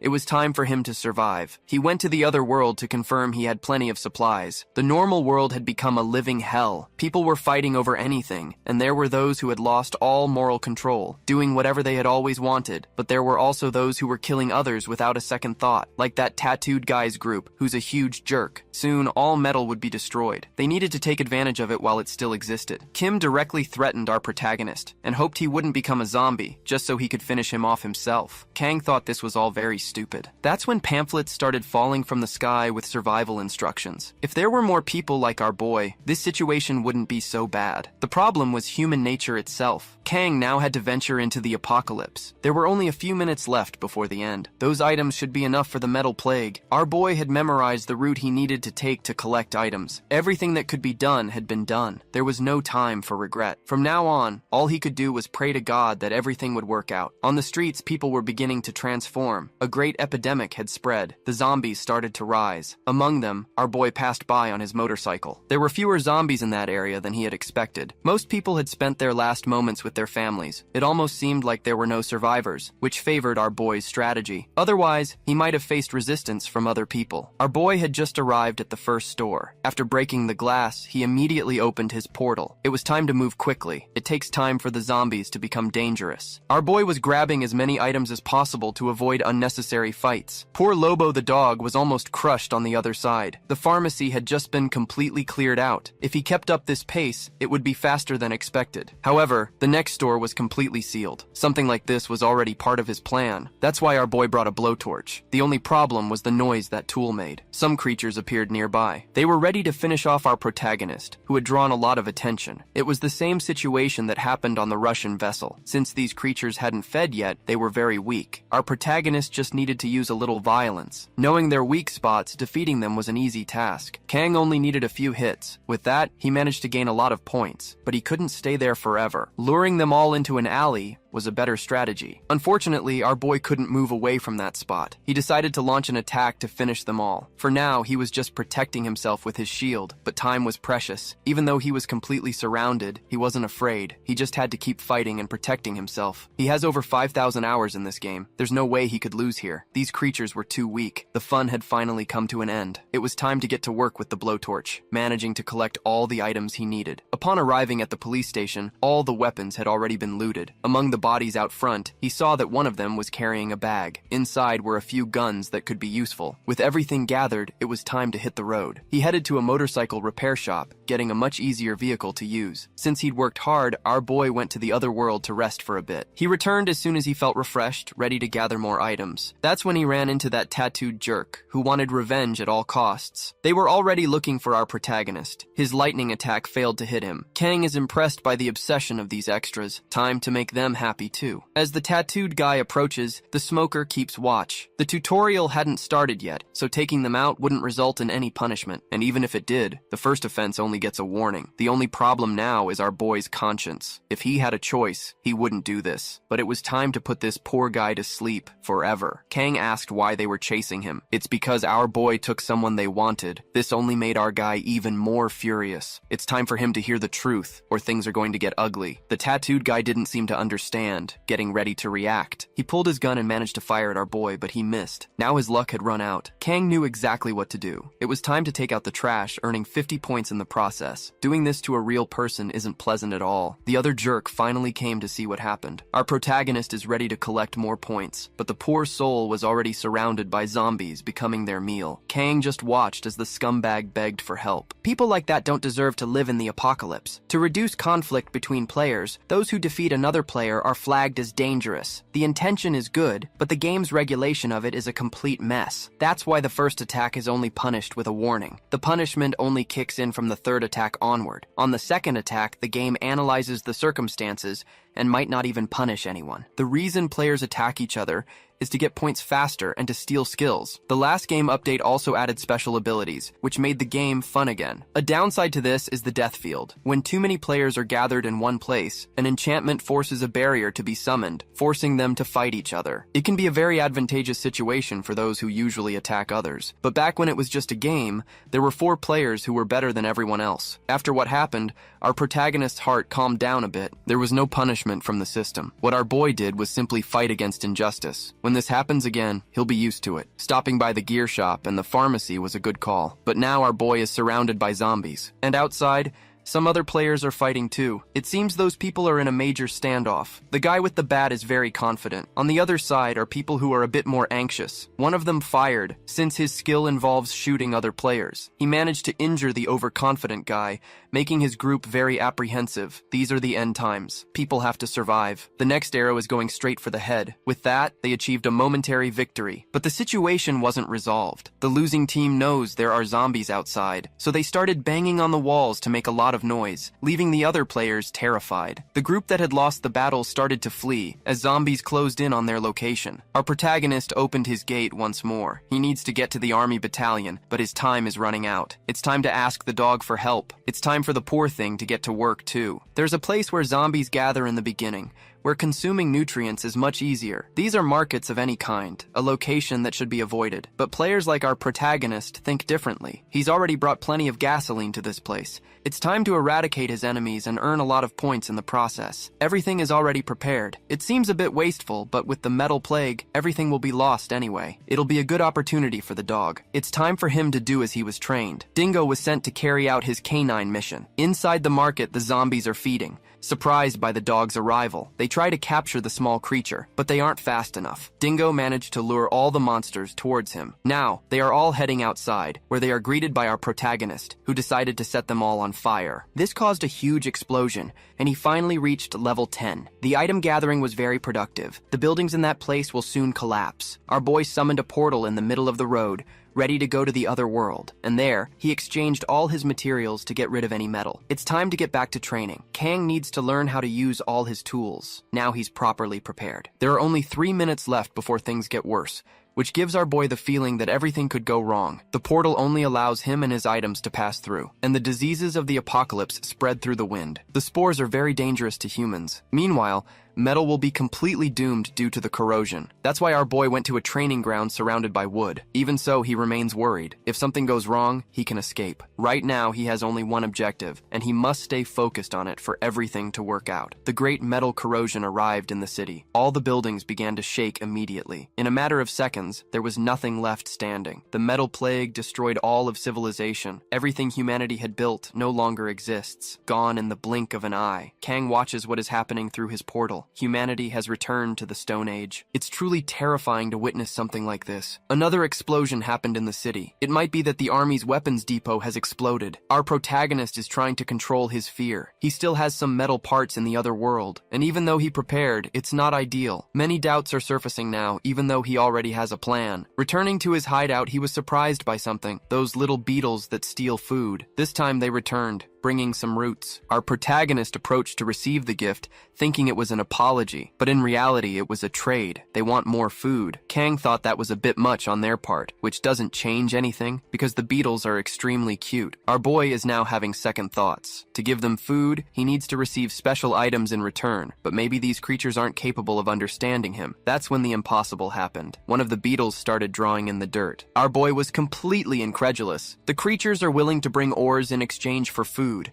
This is a much more interesting trade. But the beetle leader still has something to say. He gathered with his companions to establish a plan. After everything was settled, a contract appeared through the system, something truly new for our boy, who ended up agreeing anyway. A mutual exchange of ore and food, a slightly excessive formality. With nothing to lose, Kang agreed to all the terms, but he really has no idea how this might affect his life. At least these little creatures will do the work for him. Knowing this, our boy asked them to wait a bit. He brought some food, as he knew they were hungry. The little creatures were happy once again, receiving those sweets as if they were great treasures. As they leave with the food, our boy remembered he needs the ores. If that didn't happen, he promised he would hunt down every last one of those creatures. Now that he's calmer, he remembered the start of the game's tutorial. A very dark night. There are a few hours left until it gets dark. It's time to start moving too. The items he took from those people are quite diverse. Among them is a ceramic knife. It's time to find out where these scumbags are hiding. Our boy now went to analyze the data he got from the recording cameras, to analyze all that information. He has a wide variety of content, great for passing the time. And from it, he discovered something unusual. Kyung, who must be the hairdresser,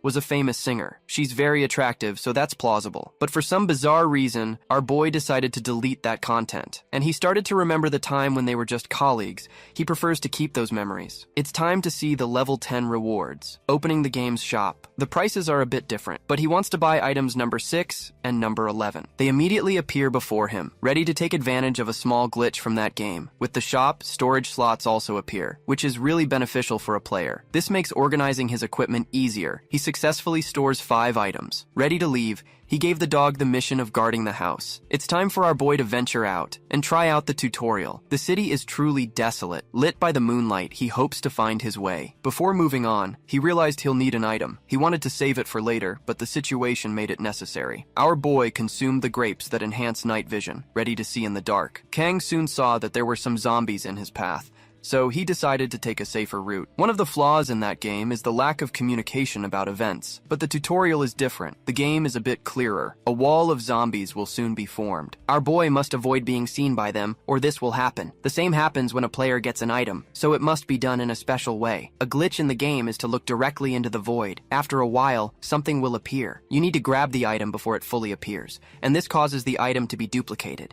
This steel rod is truly a formidable item. Our boy stored it immediately, but the creatures are already approaching him. His escape must be silent. He doesn't want to attract unnecessary attention. There are many ways to complete the tutorial. The first is by defeating the zombies, until there's nothing left in that region. But there is also another way. It involves the wall of zombies, which has just been formed. Our boy realized it's challenging, and he doesn't have the same strength as his former companions. But that's okay. He has a special strategy. Just find the boss and finish it off. Our boy ran without stopping. But his path isn't random. He knows the tutorial very well and needs to pass through a special point. Only then will the boss appear in that location. Kang keeps searching, but the grapes effect will soon wear off. The checkpoint is somewhere around there. Amidst a lot of debris, our boy found a building. This is the right place. Now he can catch his breath until the boss appears. He decided to go to the roof. He needs to see the creature that will emerge to think of a strategy. Unexpectedly, someone was already on the roof. The hairdresser. He learned from her that all the shelter members are alive. He just didn't understand why she was outside. The hairdresser said she read the entire manual. The muscle guy said they should stick together, but the monsters appeared. It got a little messy, but it turned out okay. Kang, realizing things could get very complicated, and while still pretending not to be an awakened, he warned that the boss is about to appear. The girl wants to know the method for victory, but our protagonist doesn't know yet, stating that they were pushed into this situation. After the boss is defeated, the zombies scatter. That's what the best player's recording taught. Kang is already more confident about this. A blue blue glow appeared near them, greatly strengthening one of the zombies. It seems to have some kind of antenna on its head. Our boy asked if anything about the hairdresser's body had changed. That antenna has the ability to seal things. Worried, the girl checked her status window, and her trait was sealed. The same seems to have happened to our boy. It's time for Kang to find out if the girl trusts him. He asked if the flare gun and equipment are in her backpack. The items are all together, which is very good. Putting on his helmet, Kang declared that he will defeat the boss. But he knows it won't be an easy task, because he won't be able to use his portal. Even so, this is nothing new to him. There were no traits in the game, no sealing abilities. The creature blocked other things. Our boy can't be careless. It's time to use his bow. This skill can still be used, which is great luck for our guy. His enemy must be at a lower level than him. The reward certainly won't be as good, even though the task is risky. At least he's not alone. Before starting the attack, he heard the hairdresser. She used a flare to get the creature's attention. Things are going according to plan. Kang is now ready to attack, and his strength increased by 1 more point. This attack should be enough to settle things. The arrow pierced the creature, but our boy missed the head because it's too dark. He needs to resort to another method, standard violence, using his own hands to finish off the monster. It's time to eradicate it. A single blow exploded the creature's head, ending the skill restriction. Kang looked around, hoping to find an item. He received a bracelet that increases understanding by 2 points. The hairdresser soon appeared too, via teleportation. Our boy received another 17 points, without understanding where they came from. Looking at his friend, he showed her the bracelet. She doesn't want to accept the item, but the protagonist insists, because the victory only happened because of her. Now they need to go to their other allies. Outside the building, our boy realized it could be dangerous. He's going to fall soon. It could happen at any moment. It's time to find the others. The muscle guy was sure our protagonist would be alive, and he received him with great satisfaction. Everyone is happy to still be alive. Now they need to go inside to talk properly. They soon learned that our boy defeated the boss. Kang tries to say it was no big deal. He only achieved victory because he had the hairdresser's help. The other guy, the electrical engineer, was very impressed hearing this. Our boy's friends got some items following his guidance. The muscle guy couldn't find the checkpoint. There were zombies everywhere. Certainly, the tutorial is balanced according to each player's level. They managed to earn some points by defeating zombies. Escaping is also rewarded, as is helping someone. The hairdresser was happy to hear that news. And interrupting the meeting, the muscle guy asked what our boy's trait was, telling him to stop playing the fool. He's sure our boy is an awakened, because all the survivors are now too. Kang doesn't like this possibility. The information he has isn't absolute. He has a lot to answer for now. The muscle guy, to no one's surprise, had his physique strengthened, while the engineer can make puppets. As for the hairdresser, we all already know. Kang is still very anxious, but it would be nice not to have to lie anymore. He just doesn't know how his team will react to this. It might just be his personality exaggerating everything, imagining his friends will be jealous. He wanted to reveal his abilities to true friends, so he decided to confirm that he is an awakened, but he ended up lying once again, saying he can predict attacks. This made the engineer happy, imagining our boy will never be cornered. Kang said he only sees the path of an attack. Now he wants to know the next step. For the muscle guy, they should focus on getting stronger, because he knows that having access to the shop is the most important thing, and soon he wants to crush those jerks who tried to attack the hairdresser. Our protagonist really likes this determination. Full of curiosity, the engineer asked what our boy's level was. Since he defeated the boss creature, he imagines our boy has been hunting creatures for a long time. Before he could continue talking, the muscle guy acted, saying our boy must be level 4 at most. The hairdresser also agrees with this version, as she is at level 2. Kang didn't expect these two friends to help him cover up his lies. He just didn't need to knock out that poor guy. Since it's late, Kang said he's going to leave, but the muscle guy still has something to say. He'd like to give him some items and a little food. Kang was flattered by this gesture. In fact, the muscle guy asked if our boy knows why he's divorced. It's time to tell this story. He was afraid of catabolizing his muscles. This obsession became a real problem in his relationship. But what he's trying to say now to our boy is that everyone has things they don't like to reveal, and he can talk about it when he feels comfortable. Kang was quite moved by this gesture, knowing his companions suspected he was hiding something. It was his turn to say something before leaving. If the muscular guy levels up more, he'll get much stronger. So he needs to stay alive until the day they can be together. For now, Kang still needs to keep his distance. Back in the other world, our boy had to bundle up because it was snowing. Even though it was very hot on Earth, this made no sense at all. At least everything he needed was already stored away. The ice was reinforcing his defenses even more, but working with the excavator wouldn't be possible. It was time to make new plans. A major purpose of this game is survival. In the face of all these absurd monsters,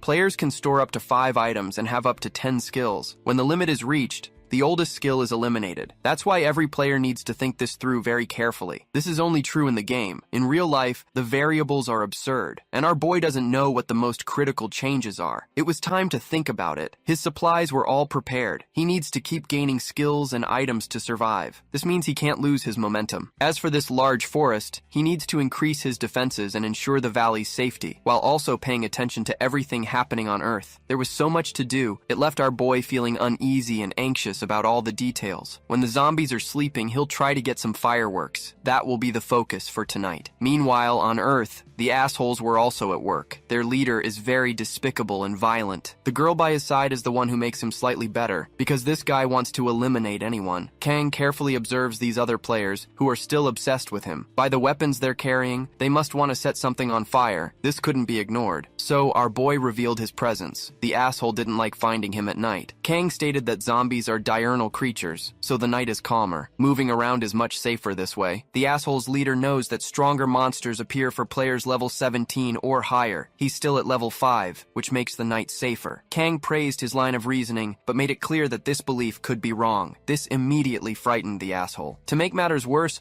our boy said he was going to loot their camp, which sparked the asshole's rage. He immediately ordered his cronies to finish off our boy, but the action was interrupted by a strange noise. A different kind of zombie decided to show up. Kang was already fleeing at high speed, pursued by the assholes. One of them seemed to have a speed trait, which didn't help much, as he ran right into our boy's portal, falling unconscious to the ground. The assholes wouldn't stop to help. In a short time, the side character was dead. The others now had to change their escape route. The girl ended up running into a skeleton, which exploded immediately, leaving the asshole's leader all alone. Near that large, dangerous creature, he attacked it with all his might, not wanting to die like this, but his strength was far too little. It was time to be consumed by the creature. Kang watched as the large zombie had its snack. Protected by the gate, he could defeat the creature by himself. This single shot should resolve the whole situation. The poor creature was bent over in pain. The metal plague corroded the bullet, reducing its damage. A few more shots were needed, until finally there was no life left in it. Our boy acquired the terrain detection skill, as well as 20 points, not to mention the items from that asshole, who wouldn't be needing them anymore. It was time to visit the hideout of these scumbags. They had managed to store a lot of interesting things. Kang was already organizing everything. He now had the fireworks he wanted. With the dog's help, our protagonist managed to avoid the dangerous creatures. The sleeping zombies weren't dangerous. He just had to hit them in the head. Kang was now at level 14.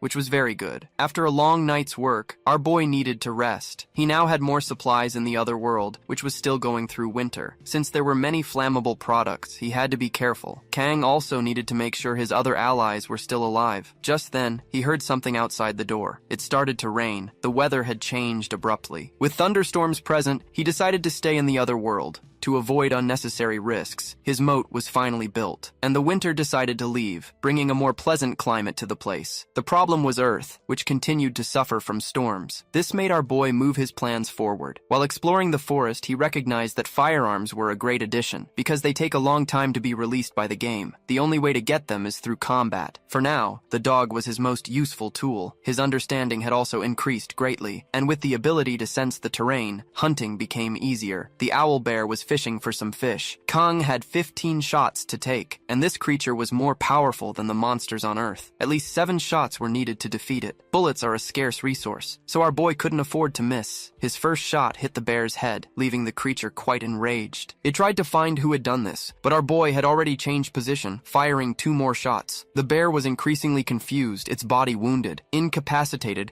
it couldn't react to our boy, who was now ready to finish this enemy. Gathering its strength, the bear tried to attack. Kang summoned 2 items he had saved for this occasion, the lighter and the fireworks, which were being used as a grenade. Our boy would protect himself from the blast with a shield. It happened in mid-air, distracting the creature, which seemed mesmerized. Its sensitive eyes were hurting badly. Using a large drill, Kang was going to end it all, making his valley even safer. Now at level 15, he gained Silent Walk and an extra storage slot. Great additions for him. The bear's claws could also be used as a weapon, so our boy would take everything useful from the carcass. Kang was savoring his meal. eating the fish. His dog was also eating a lot, eating as many fish as it possibly could. For our protagonist, this was very good. It was time for the dog to get bigger and stronger, something that was already happening gradually. After the meal, it was time to get back to work. The auction house, a game feature, seemed pretty normal. It also charged a 10% fee, double what it was in the game. This ended up discouraging our guy. Kang saw that a player had put his item up for sale. Our boy needed to stay calm now, trying to imagine who could have put that up for sale. This led our protagonist to check the comments section, and he soon recognized that way of expressing oneself. Anonymity within this game is very valuable. Players could change their character's gender and even their voice. Their IDs were revealed in the global chat, but personal information is confidential unless the player chooses to reveal it. But veteran players don't always follow what the developers want, especially this one person who kept writing in a very particular way.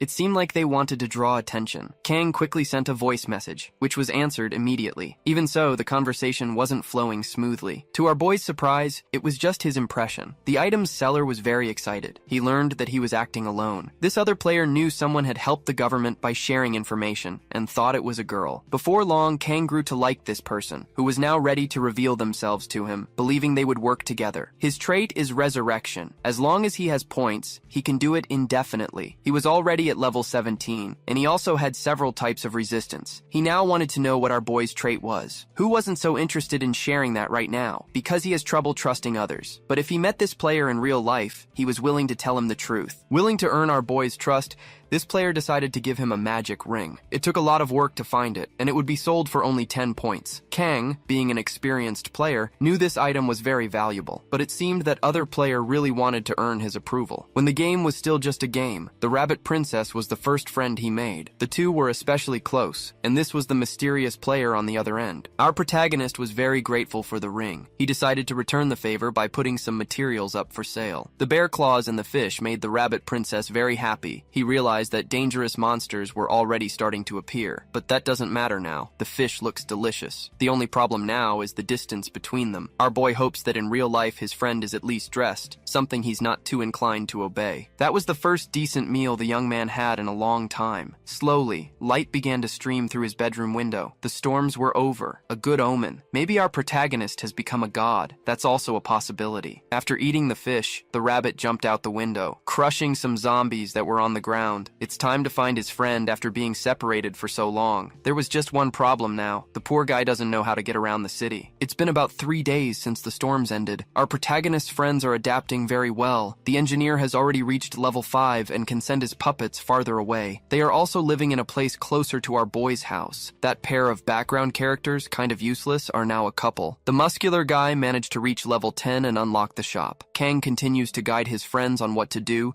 so they can continue to grow stronger safely. He also didn't forget to use the auction house, given that his friend, the rabbit, is still lost in the city. Starting from level 15, the amount of experience needed to level up doubles, making things more exciting. At least our boy can get around this in another way. There's much to be done in the other world. Inside his hideout, our protagonist observes the indestructible knife. It was made by his beetle friends. The trade for ores was already good enough. And what intrigues our protagonist even more is how these insects made it. The small creatures wanted to be recognized. Kang gave them a coin, asking them to use it as raw material. The creature immediately started biting the metal, building a small knife with it. This left our boy genuinely surprised. The small knife is quite perfect, but the larger one seems to have some defects. A comment like that really shook the creature's emotions. Kang decided to cheer them up a bit, telling them to try harder. The creatures made a drawing on the wall. They're being hunted by goblins, and that makes their work difficult. Kang wants to know where these enemies live. Knowing his way around the map, the beetle leader showed him where the enemies are, receiving a promise from our protagonist that this would be handled. But he needs their help too. They just need to keep working the metal to be rewarded. A good relationship is being built between them. Kang continues exploring with his dog. Normal zombies no longer pose any danger,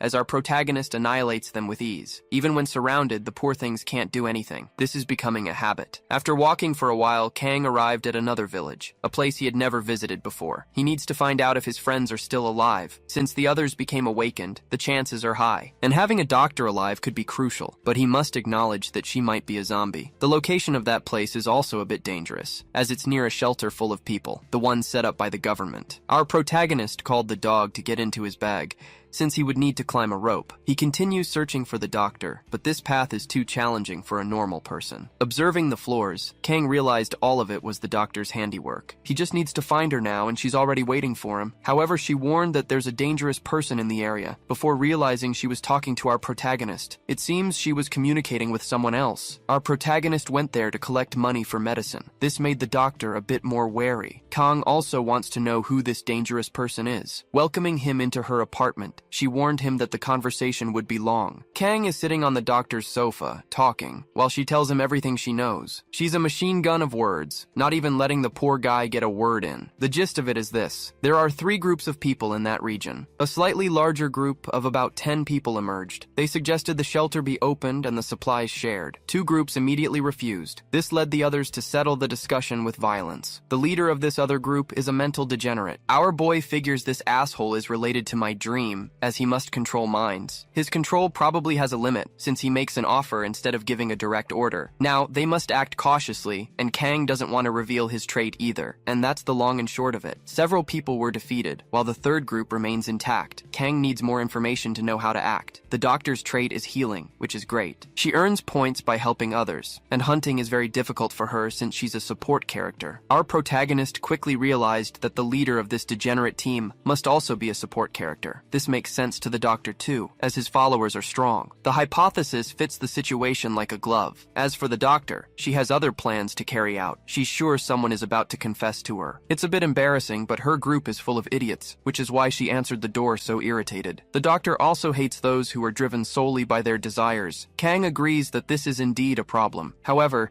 she knows these idiots aren't bad people. As for our protagonist, he's going to supervise the shelter, a dangerous task, knowing there are assholes around. Before leaving, he gave the doctor a gift, an ore. It serves as a natural lamp. The doctor presumed from the gift that our boy had unlocked the shop. This is true, and in fact, Kang assured her he could repay her for her medical favors. Now we're taken to the leader of the assholes who is purifying this region. His subordinates continue to attack other survivors. Soon, everyone will be eradicated. As for the other team, he knows they haven't made a move yet. The asshole leader wants to attack someone from that group to complete his plans, but not all of them have been tracked down yet. So far, they only know where the doctor is. The asshole leader gave an order. The enforcer must finish her off immediately. There's someone else he wants to find, but their location is uncertain, and this makes the asshole leader furious. He knows our protagonist is around here, and this player must be found immediately, with top priority. Since he's a support character, he doesn't gain points when his subordinates do, a major flaw. This frightens him, as he knows our protagonist could eventually take him out. If he doesn't reach level 15 soon, leaders from other areas will see weakness in him. Now my dreams is furious. At least his subordinates managed to capture several zombies. An excellent job for this worm. He threw a cocktail at the creatures. The flames consume them all, and just like that, the great asshole My Dreams gets points and experience. It's time to give more orders to his henchmen. They have 3 tasks to perform now. First, they must figure out how to open the shelter. Second, they must continue capturing zombies for him. And lastly, they must find out where our protagonist is. Little does the worm know that a portal is right there near him. Kang observed everything that just happened. His enemy doesn't need to be so impatient anymore. It's time to share the fun a little. Back with the doctor, a poor guy is declaring his love for her. He even managed to pick a flower for his proposal. Cold as ice, she said it's not the time for this, as there's a dangerous player in the area. The guy said he used his clairvoyance to make sure everything would be fine. This reminded the doctor that their companion died while hunting. Still, the background character insists that everything is safe and sound. Apparently, he can't see that the doctor is just getting more irritated. And to make matters worse, the guy really wants to be her boyfriend. Disgusted, the doctor said that hearing this makes no sense at all anymore. At that very moment, something happened to his heart. The poor guy started to feel strange. This is the sign that the dangerous player is nearby. This worm's clairvoyance is useless. They need to get out of there quickly before a deathmatch arena forms. Using his clairvoyance, the guy is trying to locate the danger. He confirms that the dangerous player has just found them, and he seems to be very dangerous and enjoys what he does. Nothing good ever happens when the doctor is around this moron. Still, they manage to confirm something interesting. This player is wearing the uniform of that asshole's team, the one who attacked the others. My Dreams. Looking at them, the asshole invoked the death field, forming a large barrier around the 3 of them. The doctor knows they need need to run and hide from this degenerate. The dangerous player, having attacked others before, is forbidden from running. Faced with danger, the doctor wished for the secret savior to appear this time, because the attacker is ready to slice them all up with great cruelty. The first strike came close, opening the way for a counterattack. An intense light temporarily blinded the asshole. The flashlight is really useful, but the doctor is an idiot and took a punch to the ribs to teach her a lesson. The force was so great she bounced off the ground like a soccer ball. Now she's spitting up her liver. She celebrated too soon and got screwed. The poor girl barely has the strength to call for help, and the creep who confessed to her already ran off, like the beta he is. This made the doctor lose all hope. She was about to meet her maker. At the last second, Kang appeared to save the day and farm some aura. The asshole didn't like being interrupted, but that doesn't matter, since he's already getting his ass kicked. The doctor managed to sit up. She heard from our boy that she can't die yet. She still owes him a few favors. Hidden away, she began to heal herself. That asshole leader really knows how to brainwash people. The doctor's wounds are almost healed, thanks to her ability. As for the creep who confessed to her, he's already pushing up daisies. Still, she regrets what happened. It would have been nice to have a backup simp. In this situation, defeating a dangerous player who's strong and can regenerate is impossible. This scared the doctor, making her think there was no escape. The deathmatch is designed for players to meet inside this dome. On top of that, the barrier attracts zombies. But there's a flaw in the system, one our boy knows very well: a bridge, right there between those buildings. When there's another sound,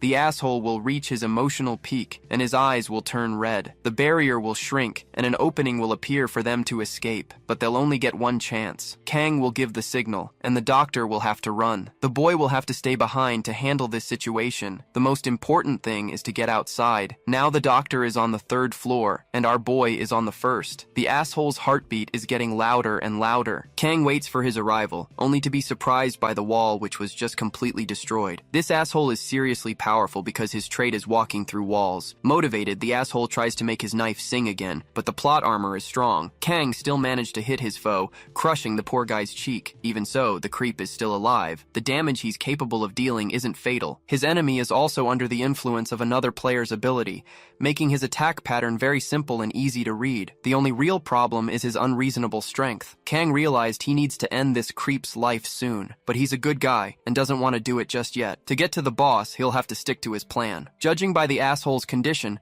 stage 2 of that thing is coming soon. While thinking about it, Kang lost sight of his enemy. He just vanished, closing in for an attack. This speed is now a huge problem, something Kang never imagined he'd have to deal with. It's time to use his items. A piece of ore has just been summoned. When sliced, it released a massive amount of light energy. With his enemy dazzled, Kang fled. The doctor waits for him on the upper floors, but the barrier hasn't shrunk enough yet. She has to keep waiting. Kang will hold off the enemy on the 2nd floor. Slowly, the asshole approaches, like a villain from a trashy movie. His emotions are almost at their peak, a sign that there are only a few seconds left. Several blows were struck against our boy, who just needs to hold on a little longer. Finally, they reach the 3rd stage. This is the signal Kang was waiting to give. The doctor sighs deeply. She runs towards the barrier, which is approaching her across the bridge between the buildings. Against all logic, she escaped that prison. But there are several zombies nearby. The doctor needs to keep running or she'll be dinner. At least she's no longer trapped with that dangerous asshole. Now she's hoping that Kang can save himself too. The zombies are blocking the exit. It's time for our boy to hurry. He runs desperately, but his enemy bursts from the ground like a persistent weed. Things are getting a little more difficult. Hidden by the dust, Kang suggested to his enemy they stop fighting, that this was getting boring, but the asshole seems to ignore everything. He wants to find someone to slice up slowly. Kang hid in his portal, ready to make it rain lead. If the asshole stands still and does nothing, he'll be spared. Outside, more and more zombies are gathering. Our boy opened a portal and continued his escape,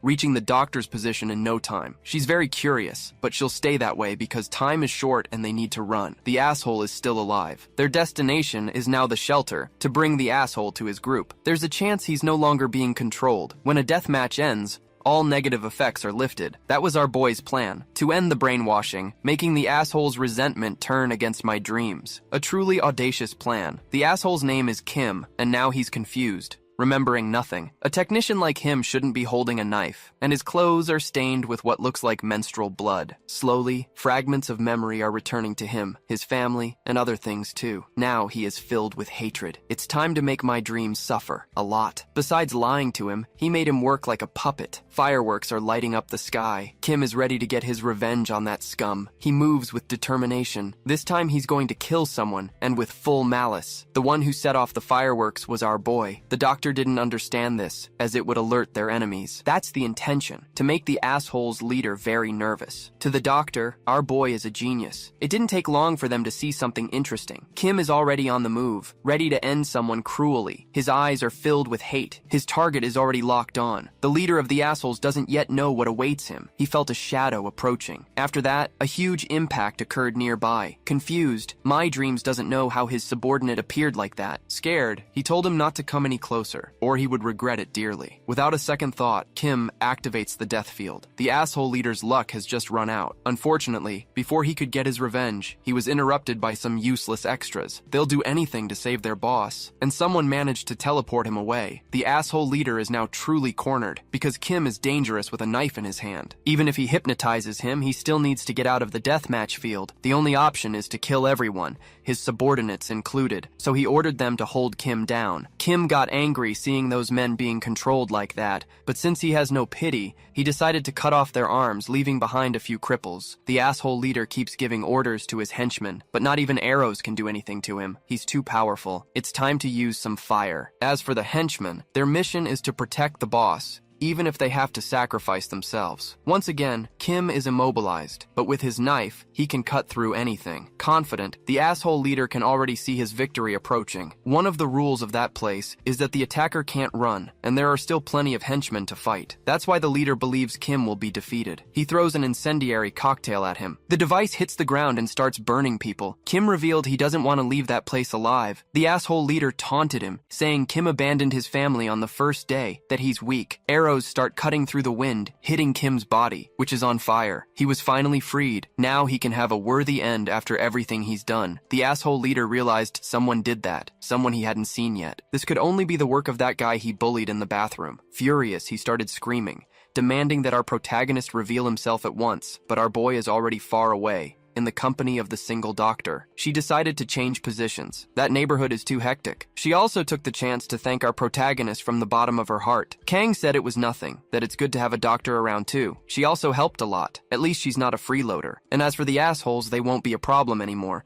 Our boy guarantees it. After these exciting events, our boy took 3 days off, because the guy's not made of iron. His survival skills seemed to be on vacation, so he got totally screwed. At least he gained a tracking skill and reached level 16. He also spent 300 points to buy a better weapon. And in the other world, he set some traps for wild boars. It's time to eat more protein. I don't know if you remember his friend, the rabbit princess, but that useless guy is still lost out there. The intelligent beetles keep working hard in exchange for food. Pure exploitation. But Kang is hunting goblins, so at least he'll keep his promise. Until that happens, our boy spends his time planting peppers in the garden. On the 4th day, he woke up and went outside. The engineer's plane wasn't moving as usual, and the message on it didn't look very good. Now, our boy is absolutely furious. Somehow, someone has just been very ungrateful to him. This awakened the worst part of our boy, who is ready to end more lives. That didn't last long though. He doesn't want to become like those degenerate people. A little calmer, our boy took a deep breath to keep his composure. The muscle guy is having trouble with a side character. I don't know if it's the engineer or that asshole who's dating the other useless side character. It's the one dating the foolish girl, and he's still socializing with the enemy. A real traitor's move. If this were back in the hood, he would have been dealt with by now. Not to mention the doctor, who is lonely and needy. Kang can't afford to let his guard down. However, it's time to help the beetles. The humans can fend for themselves. Accompanied by his dog, our boy is ready to finish off the goblins. In fact, the canine has grown a lot. It must be drinking growth hormones every morning. The beetles are there too. It seems they enjoy a bit of violence. They even did the intel work, counting how many creatures were there. Because of this, they're worried. They don't think Kang is strong enough to do anything. Faced with their fear, Kang had to tell them he only looks weak. Besides, he's running out of patience. It's time to let the guns do the talking in this neighborhood. The time has come for the beetles to see up close what technology can do. Kang aims at one of the nefarious creatures. The first bullet tears into its target. The hill is under attack. Kang advances with his canine companion, slitting throats. After the first assault, they retreat. The dog decided to climb up on some rocks. It immediately started howling. The more powerful goblins heard this and ordered their minions to do something. Kang is already hidden, bow in hand, easily picking off more creatures. The stronger goblins aren't happy about this. It's their turn to feel a little fear too. The dog is big, and it's hungry. Properly cornered, there's nothing they can do but shit their pants. Since Kang likes to have fun, it's time to test his new sword. It seems to be very good at slicing up goblins and the like. Full of joy, he charges toward his enemies, cutting them all down as if they were made of cotton candy. Now that it's all over, it's time to dispose of the bodies, the worst part of the job. The ones who really enjoyed the show were the beetles, who are now celebrating enthusiastically. Unfortunately, Kang only received 60 points. He was expecting more rewards. The beetle leader called him over to see something. Inside one of the huts are some valuable items, more specimens of kururu, ores, and weird chickens. The dog really liked this. He already wants to chew on the chickens. Now our boy is finally happy. After this grand adventure, our boy started to complain about the heat. At least he has some ice to cool his skin. In this strange world, even though it's cold enough to freeze water, the forest is still green and lush. This mysterious land has some kind of mystical power. Unlike in the game, zombies aren't appearing frequently. In other words, they don't spawn artificially unless something happens to summon them, like the skeletons and that weird, slender-limbed zombie. The tutorial itself made a boss zombie appear. Following this logic, a shelter in an isolated area would be immune to zombie waves. Some things really aren't like the game, but inspired by it, Kang needs to keep speculating. Kang has just arrived at a rice processing plant. There's still a lot of food there. Soon, he will share it with his allies. The next day, our boy followed his exercise routine to keep from losing his mind. In the apocalypse, where everyone eventually goes crazy, this is essential. There are 3 things he values highly right now. The first is communication with his allies. In this regard, the engineer helps a lot with his ability. The second is to continue exploring the forest with his dog. The third is to stay in touch with the rabbit, his weird friend who sells items at the auction. During their last contact, something interesting happened. Someone is using items as a way to mark time. In the chat, several people are contributing to this. This could become a problem. They might end up discovering where the rabbit is since he loves getting attention, but it is what it is. Everyone for themselves. Busy as they are, he and the rabbit can't talk in code. At the auction, identification is anonymous, so someone could be manipulating the perceptible data. This is what gets the attention of fools. Kang decided to sell some ice to get the attention of these other players. For a cheap price, about 5 points. He waits patiently. In a short time, several reactions to this item appear. Everyone wants to get their hands on some ice in this infernal heat. From the messages, Kang figures at least 10 people must be participating in the auction. When some started talking shit, Kang got furious. Trolling our boy, some players listed common items for sale as if they were miraculous, since they doubt the ice is real. Kang felt surrounded by idiots, but to his surprise, the ice was sold, and the person who bought it was shocked to receive actual ice. In the midst of the heat, the woman cools herself down, relieved. She even criticized the resident shit-talkers. This woman is powerful. Her trait is zombie domination, and with them, she lives a life of royalty. Her servants attack other zombies without being repelled. This helps her earn a lot of points without moving an inch. Gaining points is easy for her, so she doesn't suspect that for other players it's very dangerous. Unfortunately, the ice she bought melted way too fast. She'd like to know who the clever person was who managed to make it. Maybe it's someone with a water or ice domination trait. It would be interesting to have that person on her side, as an ally. With that in mind, she tries to contact the seller. Revealing her identity, she wants to know where the famous ice seller is. She also asked to buy more ice because this heat is just too agonizing. This automatically changed the reaction of the shit-talkers. By the username, which is something like Patino, it's a famous player, but our boy thinks it's just a fake. However, reading all those curse words, he was sure it was Patino. Since she hasn't gotten more ice or our boy's location, Patino is getting pissed. She gave our boy 10 seconds to cooperate, or she would move on. It might be the real Patino, but our boy wants to remain cautious. There are several players present in that auction chat. That's the problem. Kang put more ice up for sale, but he doesn't want to reveal himself, not yet. This only made Patino even more irritated, as that's one of her characteristics. It wasn't long before the rabbit joined the conversation too. Little by little, they are realizing they know each other. From the words appearing on the screen, with the characteristic mannerisms, Patino is also seeing the truth. The ice appeared for sale, and whoever did it is very very cautious. Now she knows who's on the other side because they've done a lot together in the past. It's time for her and the rabbit to find their old, dear friend. Our boy, being an anxious person, doesn't really like this idea. After all this commotion, it's time for Kang to meet his other allies. On the way, he confirmed a few things. The tutorial was easier than expected, so there must be many survivors around. And zombies don't spawn automatically, even in areas with many people. There's no law, no order, but for those who are cautious, survival is a bit easier. It didn't take long for the hairdresser to find our boy walking down the streets. Kang is thoughtful and focused, as he has things to sort out there. The engineer noticed this right away. The hairdresser's trait has been strengthened. Now she can teleport with one other person. The doctor is also on the move, heading to a safer zone. But what really pissed Kang off was seeing the engineer's injured arm. The guy said it was nothing serious. He claimed he was just careless, but our boy knows that's a lie. Just by looking at the bandage, he can tell there's more to the story. The doctor confirms it. That wound was from an arrow, and she was the one who treated him. They shouldn't be hiding things from Kang. What happened wasn't an accident. It was done on purpose. Now, our boy is genuinely worried. The hairdresser is about to tell the truth. It all happened a little over an hour ago. She was using her ability to move some heavy boxes to the rooftop. That's when she heard a scream and got worried. She had a bad feeling and went to see what might have happened. The engineer had been hit, and a few assholes were standing there right in front of him. They were all wearing gym clothes, like it was some kind of uniform for their group, and she's sure the attack was intentional. If she says so, it must be true. All of this was enough to drain what little patience Kang had left. He's at his limit. These assholes are attacking the very team our boy is trying so hard to strengthen. They are far too important to our protagonist. The engineer handles communication,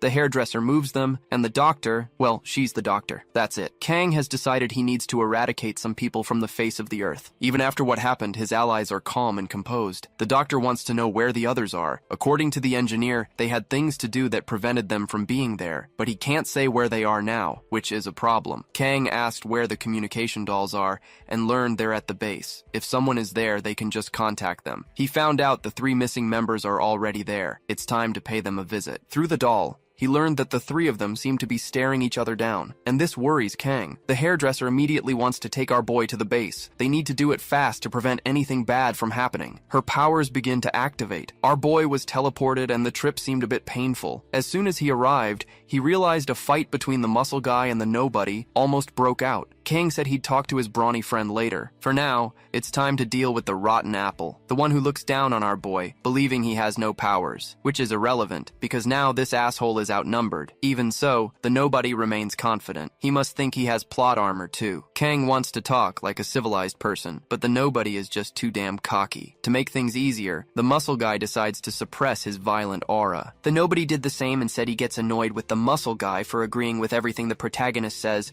while never listening to him. He says it's not fair, but the muscle guy ignores him. He knows Kang is the real deal in this story. It's harsh, but he only follows the one who's right. Hearing this, the nobody was outraged. Kang had to intervene before things got worse. He tells the nobody that he has responsibilities to this group too, since they're living in an apocalypse now, and taking things seriously is the #1 rule for survival. He disobeyed orders and gossiped with another group. That's more than enough to get him kicked out. Even the muscle guy agrees with that. The useless girl said it's a misunderstanding, that they're not gossips. They needed to enter the auction to get information, so they hunted with another group. They did it for the good of the main group, as a way to help everyone. They need to get closer to the true veterans of the game. Kang felt his true allies were now looking at him, trying to turn the tables. The girl said that Kang also talks to other groups. This made the hairdresser defend our boy, who's been helping them since before everything collapsed. Even these 2 ungrateful ones were helped, while other people have done nothing so far. That's the real situation. Faced with this,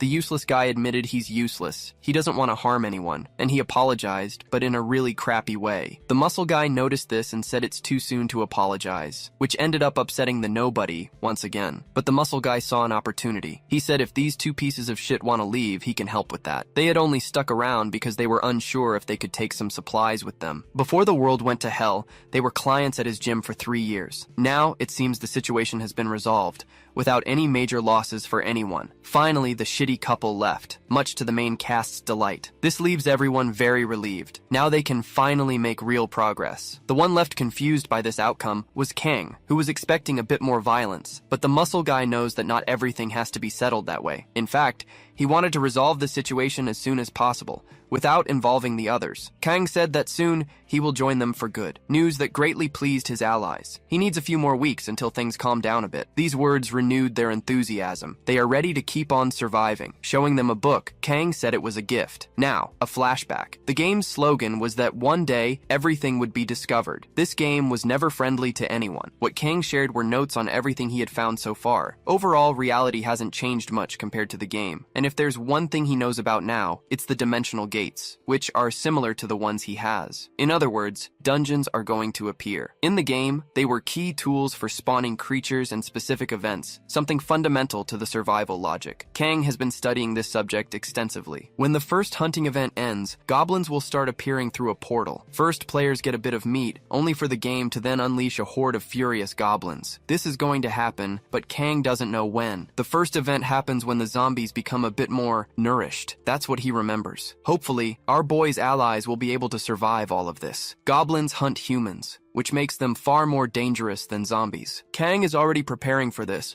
training with several different weapons.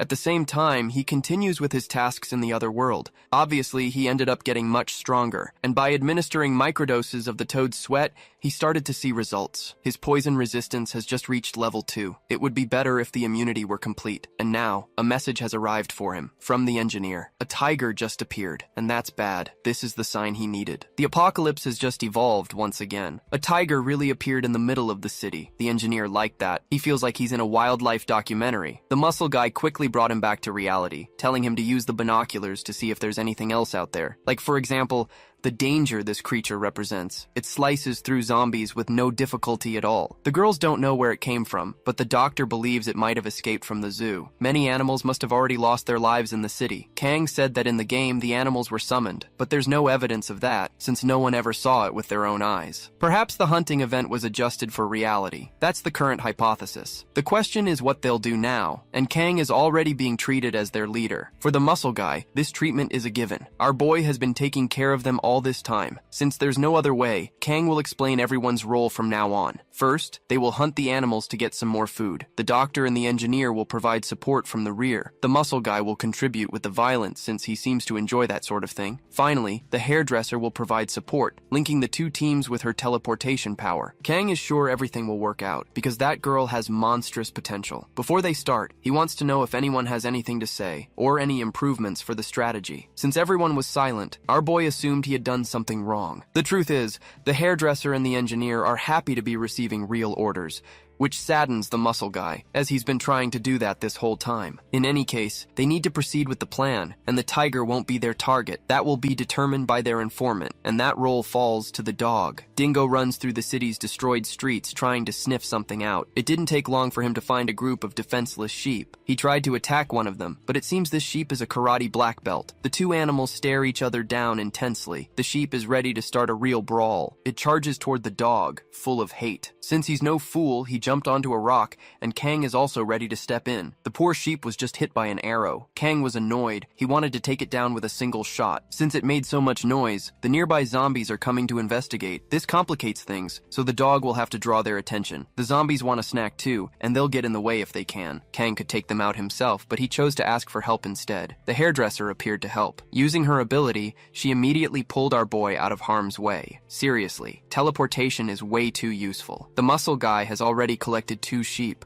but they lost sight of the last one. Still, this is a very satisfying result for their first hunt. While still celebrating, his arm was hit by an arrow that came from a distance. Kang grew very worried seeing his ally injured like that. It's that same group of useless people, the ones in gym clothes, responsible for injuring the engineer. Kang had seen them before, and knows they're complete assholes. The hairdresser didn't like seeing them, as she knows they're no good. Furious, Kang asked what they want. The asshole said they have 2 sheep, so they'll be taking one. Wanting to avoid an immediate conflict, Kang accepted this offer. But before leaving, he asked the couple of extras something. If they had betrayed the group with their gossip. Today, they'll back down, but next time, shit's going to get real, and they've been warned. Later, they treated the muscle guy's wound and enjoyed a meal made from the sheep's meat. Everyone is happy about it, but a little worried about the risks. The engineer is in favor of peace and would like to avoid a war. Kang reminded the muscle guy that from the beginning, he realized they would need to end the lives of those scum, and since he's not the real leader of this group, group, as he's often absent, the decision falls to the muscle guy. However, he made his opinion known. He doesn't think they should bow their heads to that scum. For now, they need to celebrate and enjoy the good food they've managed to get,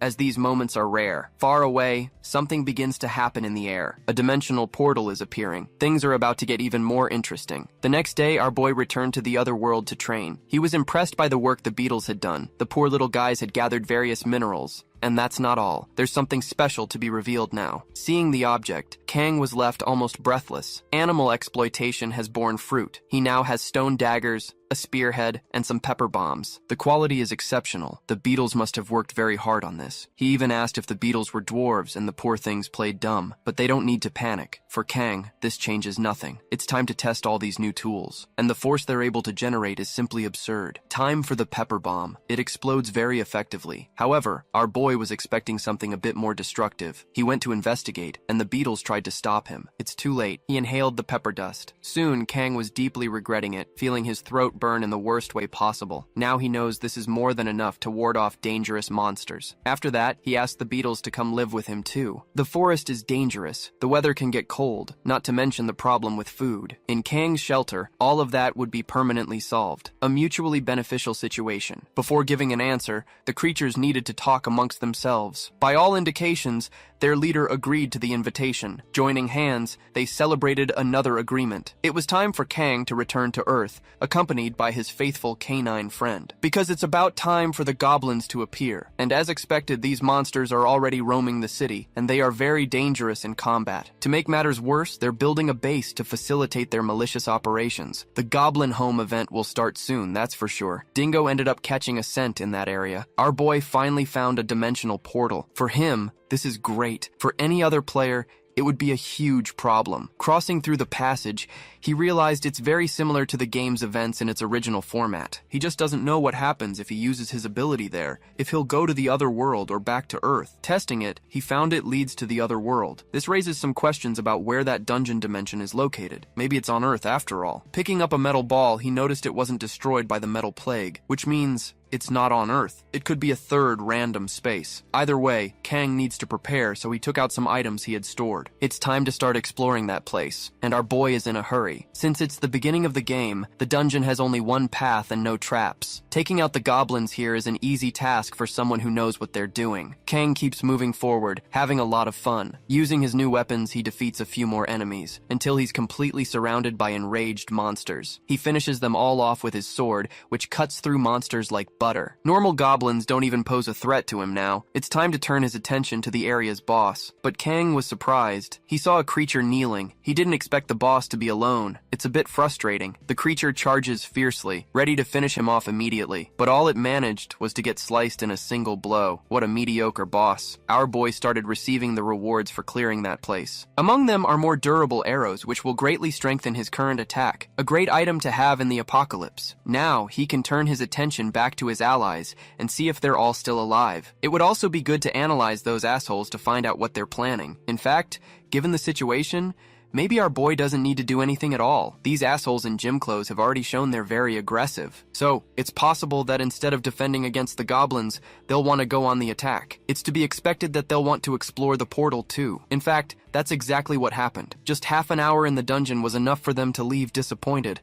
There must be a veteran around here. The information the extra gave them is wrong. The dungeon has already been cleared. There might be a veteran here without them knowing, but the group's leader didn't like that excuse. This just soured his impression of this useless extra, who is now seen as completely useless. Their objective is still the same. They need to find a goblin nest and destroy it. After that, he'll annihilate our protagonist's group. The extra didn't like that, but the asshole wants to steal the supplies they have. Apparently, the extra is naive. In fact, the asshole leader made a point of telling him that to his old group, he's just a traitor and nothing more. And if they don't get rid of our protagonist soon, he'll become a huge problem. The girl doesn't want to take human lives. She's afraid of it. The other players don't care about that. They just want the 50 execution points. It was at that moment the extras realized they were in very bad company. The one observing all this, hidden in his portal, is our boy. And now he's sure this group of people is even more dangerous than he imagined. So, he needs to put a stop to this before the problem gets any bigger. However, he'll do it indirectly, which is much safer and more fun. Elsewhere,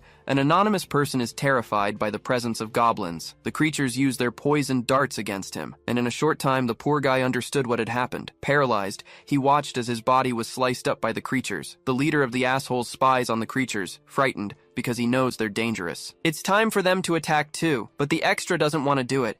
It could be very dangerous for everyone. For talking too much, he ended up in chains. The asshole leader is sick of so many complaints. This extra is never happy with anything. Now he knows why he had problems with his old team, and the extra tries to defend himself, claiming he left that place on his own accord. He wasn't kicked out or anything like that. The discussion is cut short. They've just spotted a goblin chief. Plans have just changed. They need to attack this creature immediately, and they hope the extra will cooperate too, instead of just talking crap and being scared. This is better than attacking the creature's nest with no plan at all. They advance with caution. Just then, the girl whispered something to her boyfriend. She doesn't want to follow these people anymore. That monster is walking in circles. It looks like a trap. Her boyfriend wants to continue, because if they land the final blow, they might get a new skill. It might be the only way for them to stay alive in this group of degenerates. He'll make sure to protect his girlfriend, but he lost sight of the others. They must have started the hunt without him, and that's exactly what happened. The extra, furious, went to complain to them. He said he'd leave the group if they kept this up, so the jerk told him to calm down a bit. The monster was already defeated. Someone had placed a glowing stone on it to use as bait. This is a trap, and they all just fell for it, like sitting ducks. A girl in the group started to get terrified. She was seeing an arm floating in the air. To make things even more interesting, this arm was holding something that looked like an incendiary device. It's our protagonist, who appeared through his portal, dropping the bomb on this group of filthy people. The firework exploded, startling all of them. The leader of the jerks wants to know who this mysterious person is. The extras take advantage of the noise to escape,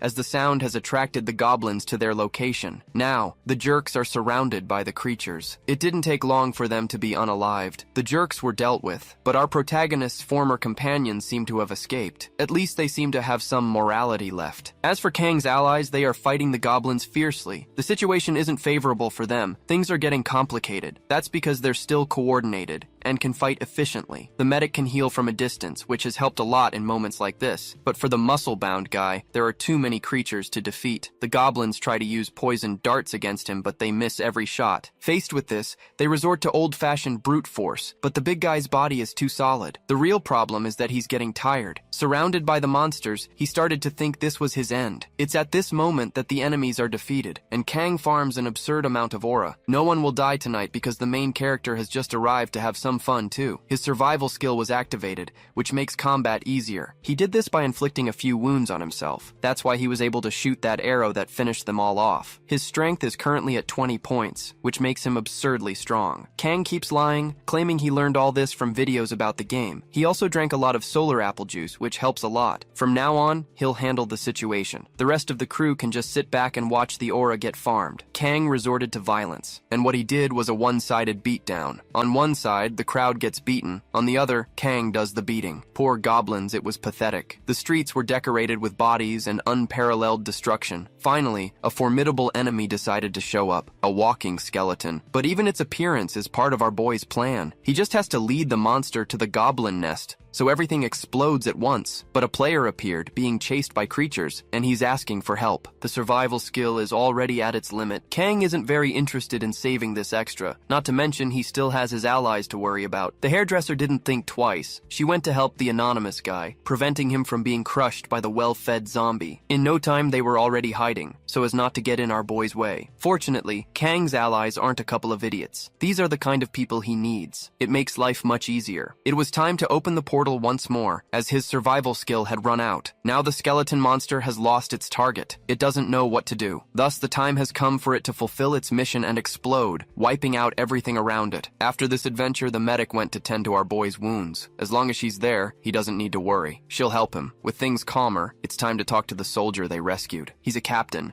and he's grateful for being helped in such a situation. The muscle-bound guy found the rank strange, since the man is quite young, but according to him, he was promoted legitimately. The apocalypse happened right after that. Kang wants to know which region he operated in, and learned he's from the nuclear power plant's infantry. The place is already completely devastated. His job was to escort personnel and monitor the plant. If that's true, he shouldn't be here, since it's almost 40 kilometers away. That's true, but he came here with a purpose, because smoke started coming out of the nuclear power plant. This is a sign that the core might be melting down. Since he's a soldier, He doesn't know the details, but he knows that if he ever sees smoke there, he must flee immediately. The big guy doesn't know what that means. The medic, being the most knowledgeable one there, explained that when this happens, it's because the core isn't being cooled, and radiation will escape. Surely, the soldier came all this way to spread the catastrophic news. Along the way, not everyone was as friendly to him as our boys' team was. Kang said that besides being a stranger, he brings bad news, so it's natural he wouldn't be well received. Not to mention it makes no sense at all. He even brought a dangerous monster here and messed up our boys' plans. Not to mention, of course, that he could have caused a zombie wave just by being here. A captain like him is just putting people in danger, and that's not right. After being hit with the facts, the poor guy apologized,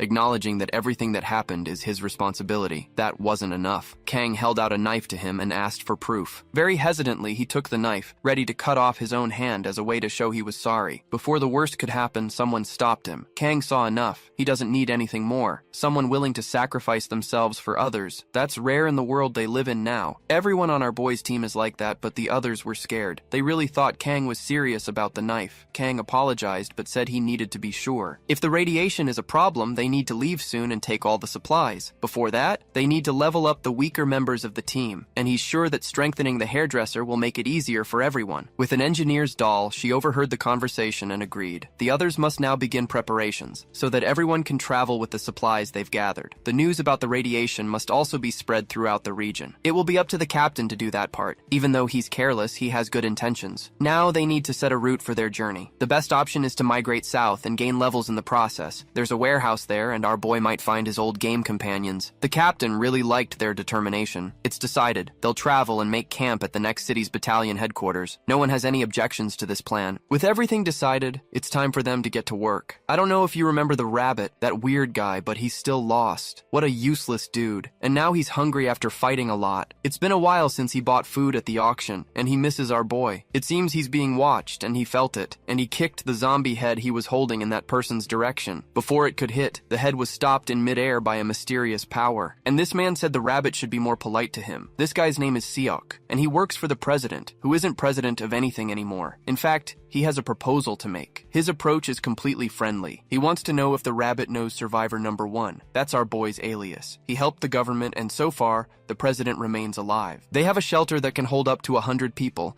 and according to this man, our protagonist is already with them. Even after hearing this, the rabbit rejected the offer. The bureaucrat insists he accept, stating they have plenty of supplies. But being a veteran player, he has already noticed something is wrong, and there isn't much that can be done to convince him otherwise. Now, he needs to go his own way, as he has a friend to meet in the south. At that moment, the bureaucrat pointed out that the rabbit was going in the wrong direction, so he asked him to at least visit the shelter, after which he could guide him to the southern part of the city. And just like that, the rabbit was convinced. The bureaucrat's mission was to bring him in at all costs, so he ended up winning. This led to a flashback of him, wondering what society is. In the past, he had a very clear concept of it, a problem with no solution. In the game world, as the Rabbit Princess, it was completely different. He had friends who didn't care about his oddities. In fact, there were even those who copied his unconventional aesthetic. The guy's a trendsetter. For the first time in his life, he managed to make real friends. That's when he realized the obvious. Even among his friends, some liked him more than others. On the way to the shelter, he revealed that he isn't that close with survivor number 1, and they hardly ever interacted directly. Wait, maybe this survivor is the 4th player, and not our boy.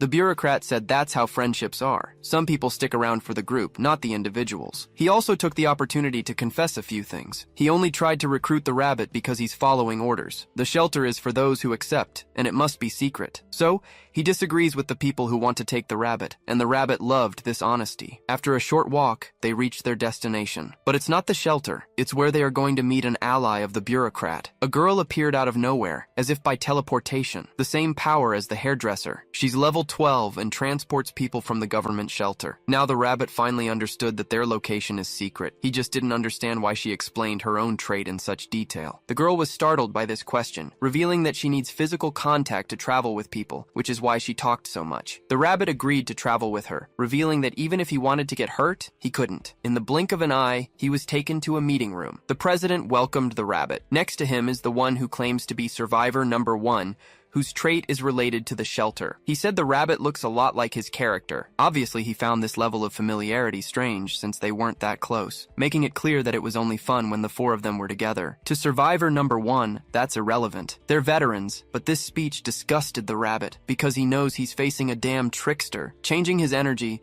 the gray-haired man said those words were too messed up. In response, the rabbit suggested they settle this with a little violence, to which the gray-haired man immediately agreed. But he wants to make a bet first. The president didn't expect something like this to happen now, and he's worried. So, he asked the rabbit to sit down and join the meeting as well. Sitting down, he stated his name and his trait, Infinite Resurrection. He also realized that no one there had a sense of humor for his peculiar jokes. So, it's time to get straight to the point. He wants to know if being recruited is the only reason he was brought there. And indeed, the president confirms it. He thought that by gathering those friends, things could get better, as he wishes to save everyone. Meeting the rabbit in person, he realized it might not be the right time to convince him to help. And in fact, the old man is right about that. But he has a serious proposal to make. Even so, he'll allow the rabbit to leave, asking the teleporter girl to take him outside. Before he leaves, one last message. A government announcement will be made at the auction, and if he wishes to go south, he should read its contents. It's about the nuclear power plant. It seems it's really going to cause problems. Our protagonist saw this too. His group is already on the move, ready to protect themselves from a greater catastrophe. Thanks to the portal, our boy managed to collect what others had left behind. It was then that he realized other catastrophes might have happened around the world. Things were already getting chaotic even before the end of the world, but it's not worth getting anxious about that kind of thing. Kang's priority is to get his friends to a truly safe place, and to keep preparing for future dangers. Looking at the horizon, he watches the zombies. His task now is to protect and react.